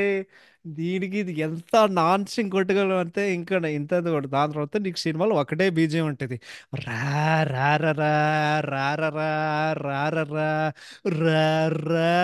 ఇది ఒక్కటే ఉంటుంది సినిమా, అది ఇంకేం ఉండదు నీకు. వరస్ట్ బీజిఎం ఇది, డిఎస్పి కెరీర్లో వరస్ట్ బీజిఎం అవుట్పుట్ ఇప్పటి వరకు. సో యా, ఈ సినిమాల్లో సంగీతం పిచ్చలైట్ అసలు. నెక్స్ట్ ఛాయాగ్రహణం బై మెరిస్లకు బ్రోజెక్ గారు. అంటే ఇట్స్ ఓకే, అదే చెప్తున్నా కదా నీకు. మూవీలో మెమరబుల్ షార్ట్స్ అనేవి ఏం ఉండవు, అండ్ జస్ట్ ఓకే. అంటే పెద్దగా ఏం లేవు. అంటే నీకు లైటింగ్ ఫస్ట్ సాంగ్లో అవి కొంచెం వాళ్ళు ఓవర్గా చేశారు, కొంచెం సెట్ అవ్వదు. అండ్ దెన్ కలర్ ప్యాలెట్ చాలా బేసిక్గా ఉంటుంది. నీకు సినిమాలో గమనిస్తే నాలుగే రంగులు ఉంటాయి. గ్రీన్ ఉంటుంది, బ్రౌన్ ఉంటుంది, పింక్ ఉంటుంది, టీల్ ఉంటుంది. ఆ టీల్ ఎప్పుడు వాడుకుంటారంటే నైట్ సీన్స్లో చాలా టీల్గా ఉంటుంది. అక్కడ ఎండబడినప్పుడు నీకు వాళ్ళు అన్ని సీన్స్లో చాలా బ్రౌన్గా ఉంటుంది. అడవికి సంబంధించి అన్ని సీన్లు గ్రీన్గా ఉంటుంది, ఎందుకంటే అడవి పచ్చగా ఉంటుంది కాబట్టి. అదే నీకు ఊంటవా సాంగ్లో వాళ్ళు ఏదో పింక్ వాడుకున్నారు లైటింగ్. ఓకే, ఇంకో అరే ఒక సీన్ ఉంటుంది రా దీంట్లో.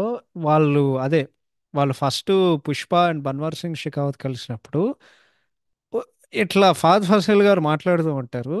నీకు ఒక ఫ్రేమింగ్ ఉంటుంది లిటరలీ. ఒర్రే వాడ తలకాయ లిటరలీ కెమెరా మీద ఉంటుంది రా. నేను అనుకున్నా ఒర్రే ఎందుకురా వాడు తలకాయ అంత అంత దగ్గరకు ఉంది కెమెరా. నాకు అసలు అర్థం, చాలా చాలా ఇబ్బంది అనిపించింది ఆ ఫ్రేమింగ్ చూసినప్పుడు. చాలా బేసిక్ ఫ్రేమింగ్ అండ్ లైటింగ్. అంటే చెప్పాలంటే నీకు విజువల్స్లో ఒక వావ్ ఫ్యాక్టర్ అనేది ఏం లేదు. నీకు సేమ్ అండ్ గ్యాంగ్ లీడర్లు కూడా కుబా గారికి ఏముందో నాకు తెలియదు, కానీ నీకు సగం మొహాలు చీకటిలోనే ఉంటాయి, నీకు ఓన్లీ హాఫ్ లైటింగ్ ఉంటుంది మొహాలకి. ఓకే, బట్ పుష్పాల్లో ఆయన గ్యాంగ్ లీడర్ కంటే మంచిగా చేశారు, కానీ but again nothing out standing. నీకు అసలు ఒక్క గుర్తుండిపోయే ఒక షార్ట్ ఆర్ సీక్వెన్స్ అసలు ఏం లేదు. Next art direction by Ramakrishna and Mounika గారు చాలా బాగుంది. ఎవరైనా ఈ టెక్నికాలిటీస్లో వాళ్ళు పని చేశారంటే ఆర్ట్ డైరెక్షన్ అని చెప్తాయి. ఎందుకంటే పుష్పాని సినిమాకి అల్లు అర్జున్ గారి పర్ఫార్మెన్స్ చెప్తే దానికి బిగ్గెస్ట్ ప్లస్ ఏంటంటే ఆథెంటిసిటీ. ఓకే, ఏంటంటే ఈ సినిమా లిటరలీ కథకి నేపథ్యం ఏదైతే ఉందో అది ఎక్కడ జరుగుతుందో ఒక అడవి దగ్గర, దాని దగ్గరగా ఉండే ఒక అడవి, అదే మారేడుమిల్లిలో వాళ్ళు యాక్చువల్లీ షూటింగ్ చేశారు. సో యాక్చువల్లీ వాళ్ళు రీలొకేషన్ షూటింగ్ వెళ్ళారు కాబట్టి అది వాళ్ళు సినిమా తీసుకెళ్లే నేపథ్యం అది సీమ్లెస్గా ఇట్లా ఇంటగ్రేట్ అవుతుంది. ఓకే, దాని తర్వాత వాళ్ళు అట్లా సరుకు పెట్టుకున్న ఆ డెన్ సెట్. ఓకే, దాని తర్వాత పాటలు వాళ్ళు వేసే సెట్లు, వాళ్ళు వేసే అడవి సెట్. ఓకే, దాని తర్వాత క్లైమాక్స్ సెట్ కూడా అదే ఆ జలపాతం ఆ చెట్టు అదంతా చాలా అద్భుతంగా చేశారు. బేసిక్గా ఏంటంటే ఈ సినిమాలో చాలా న్యాచురల్గా చేశారు, not artificial. Like Guntur car, వాడు గుంటూరు కారు అని పేరు పెట్టి సినిమా గుంటూరులో ఒక్క సీన్ కూడా లేదు. దాని తర్వాత దేవరా అని చెప్పి వాడేదో ఎక్కడ పడితే ఆడ చెట్లు, ఆడేదో రత్నగిరి అంట సముద్రం పక్కన ఇన్నేసి ఊర్లు ఉంటాయంట. ఓకే, వాళ్ళు వేసే సెట్లు కూడా ఎంత ఆర్టిఫిషియల్గా ఉన్నాయంటే అంత ఆర్టిఫిషియల్గా ఉన్నాయి. ఈ సినిమాలో బిగ్గెస్ట్ ప్లస్ ఏంటంటే ఆథెంటిసిటీ ఉంది. వాళ్ళు నిజమైన అడవికి వెళ్ళారు కాబట్టి నీకు ఆ నేపథ్యం ఎక్కుతుంది. ఓకే, సో అది కూడా ఒక full plus. Next editing by Karthik Srinivasan Rubin దరిద్రంగా ఉంది. నీకు సినిమాలో ఫ్లోర్ పేసే లేదు. ఎడిటింగ్లో ఒకే ఒక ప్లస్ ఏంటంటే పాటల ప్లేస్మెంట్ చాలా యాప్ట్గా చేశారు, కానీ సినిమా అనేది చాలా లెంగ్తీగా ఉంటుంది అండ్ పేషెన్స్ టెస్ట్ అవుతుంది. Next fights by Ram Laxman master and Peter Hein master బాగాలేవు. ఎందుకంటే ఫైట్లలో ఎమోషన్ లేదు అండ్ చాలా కొరియోగ్రఫీ చాలా బ్లాండ్గా ఉంటుంది. అండ్ నేను ఇందాక చెప్పినట్టు ఫారెస్ట్ ఫైట్లో చాలా అతిగా ఉంటుంది. నెక్స్ట్ డైలాగ్స్ బై శ్రీకాంత్ విశా గారు ఎక్సీలెంట్, ఎక్సలెంట్. చాలా రోజుల తర్వాత చిత్తూరు యాస తెర మీద చిత్తూరు యాస విన్నాం. And kudos to all the actors వాళ్ళ సొంత డబ్బింగ్ చెప్పుకోవడానికి, అంత ఎఫర్ట్లెస్గా చెప్పుకోవడానికి ఈ సినిమా చాలా గుర్తుపెట్టుకునే డైలాగులు ఉన్నాయి. బట్ అందరికీ గుర్తున్న డైలాగులు ఏంటంటే పుష్ప, పుష్పరాజ్, నీ అవ్వ తగ్గేదేలే. పుష్ప అంటే ఫ్లవర్ అనుకుంటేవా, ఫైర్ అవి ఉంటాయి కదా. సో ఆ డైలాగులు బాగున్నాయి. ఇంకోటి ఏంటంటే అమ్మి చూసిందా, మళ్ళీ హ్యాపీగా ఉంది కదరా నీకు. లేదురా అమ్మి చూడకపోతే బల్లి సెక్క తింటూ నవ్వుతూ నవ్వుతూ చెప్తా అంటారు నువ్వు. అవి డైలాగులు చాలా బాగున్నాయి. Next costume design also excellent actually. నీకు ఆ తెర మీద అందరు చాలా అందంగా కనిపిస్తారు. నాకు పర్సనల్గా నాకు శ్రీవల్లి గారి శ్రీవల్లి పాత్రకి చీరలు చాలా ఇష్టం. అండ్ దెన్ ఏ బిడ్డ పాటలో అల్లు అర్జున్ గారి స్టైలింగ్ కూడా చాలా బాగుంటుంది. ఎందుకంటే వాడు ఎట్లా ఎదిగాడు, వాడి స్థాయిని వాడు ఎదిగే స్థాయిని రిఫ్లెక్ట్ చేసుకోవడానికే వాళ్ళు చాలా అద్భుతంగా స్టైలింగ్ చేశారు. నెక్స్ట్ కొరియోగ్రఫీ బాగాలేదు, అంటే పాటలు షూట్ అవ్వలేదు. ఊ అంటావా కొంచెం బాగానే ఉంది కొరియోగ్రఫీ. బట్ మిగతా పాటలు అంత అనిపించలేదు. అంటే బేసిక్గా నాకు వింటేజ్ అల్లు అర్జున్ గారు కనిపించలేదు. బట్ ఆయన ఎప్పుడో మాయమైపోయారు ఆయన డ్యాన్స్తో. దెన్ ఫైనల్గా production values by Mythri movie Makers అస్సలు బాగాలేవు. ఎందుకంటే సినిమా చాలా రష్గా ఉంటుంది, మంచి ప్రోడక్ట్ అయితే కాదు. So by default production values suck, నీకు మంచి ప్రోడక్ట్ రాకపోతే. అంటే సింపుల్ చెప్పాలంటే ఈ సినిమాలో అల్లు అర్జున్ గారు తప్పితే, ఓకే, లైక్ ఆనెస్ట్గా చెప్తున్నా, ఫుల్ ఎఫర్ట్ ఎవరి దగ్గర అయినా ఉందంటే dialogue writer, production designer Allu Arjun గారు తప్పితే ఈ సినిమాలో వాళ్ళ పని ఎవ్వడు చక్కగా చేయలేదురా. ఎవ్వడు చేయలేదు. ఇంకోటి, నేను ఎవ్వడు ఏమన్నా సరే నాకు మైత్రి మూవీ మేకర్స్ అంటే నాకు చెట్ట చిరాకు. ఎందుకంటే వాళ్ళన్ని ఆ, వాళ్ళన్ని దరిద్రమైన సినిమాలు తీస్తున్నారు. అడ్డమైన చెత్త సినిమాలు తీస్తారు. కంటెంట్ వైజ్ నీకు స్టోరీ ఉండదు, ఎమోషన్ ఉండదు, ఎంటర్టైన్మెంట్ ఉండదు. నీకు జస్ట్ ఏంటంటే మన హీరో కాంబినేషన్ సెట్ చేసుకుందాం, మనం ఏదో ఒకటి దొడ్డి తీసేద్దాం, అండ్ ఆ దొడ్డి మనం ఆడియన్స్ మొహాల మీద ఎసురుదాం. వాళ్ళ దొడ్డి తింటే మనకి డబ్బులు వచ్చినట్టు, లేకపోతే ఇంకేం లేదు. ఓకే, అంతే వాళ్ళ ప్లాన్. నీకు అది ఏం వీరసింహారెడ్డి, వాల్టేర్ వీరయ్య, పుష్ప, తర్వాత సర్కార్ వారి పాట, ఓకే, అదేంది అమరకోర్, అది ఏ ఏం సినిమాలు రా ఇవి, అసలు నాకు అర్థం కాదు. ఒరే నువ్వు పెద్ద హీరో పెట్టుకుని కథ మీద ఫోకస్ చేయకూడగా నువ్వు అడ్డమైన సినిమాలు తీస్తే ఎవడకు ఉపయోగం అసలు. నాకు అసలు అర్థం కాదు. Okay, worst.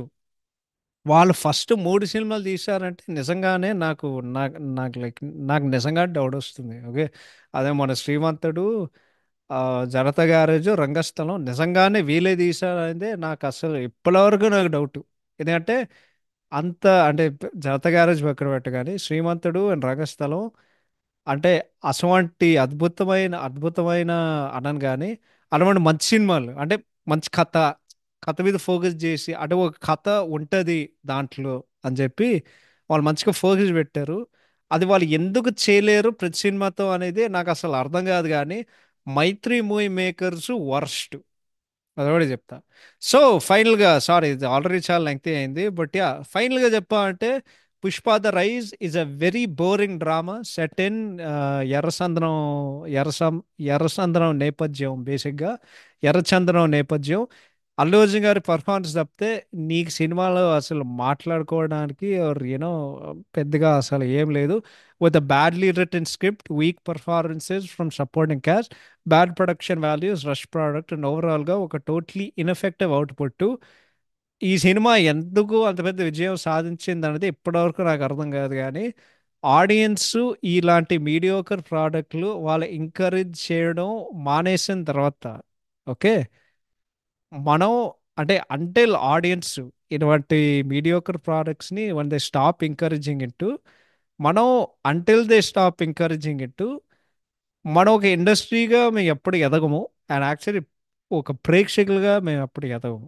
ఓకే, ఇది అన్డౌటెడ్గా it will remain one of the most overrated movies in Indian movie history. And simple చెప్పాలంటే దేవర సినిమా లాగా ఈ సినిమాకి 2 పార్ట్‌లు ఎందుకో అంటే ఎంత వీక్ కథకి ఎందుకు 2 పార్ట్‌లు అవసరమో నాకసలు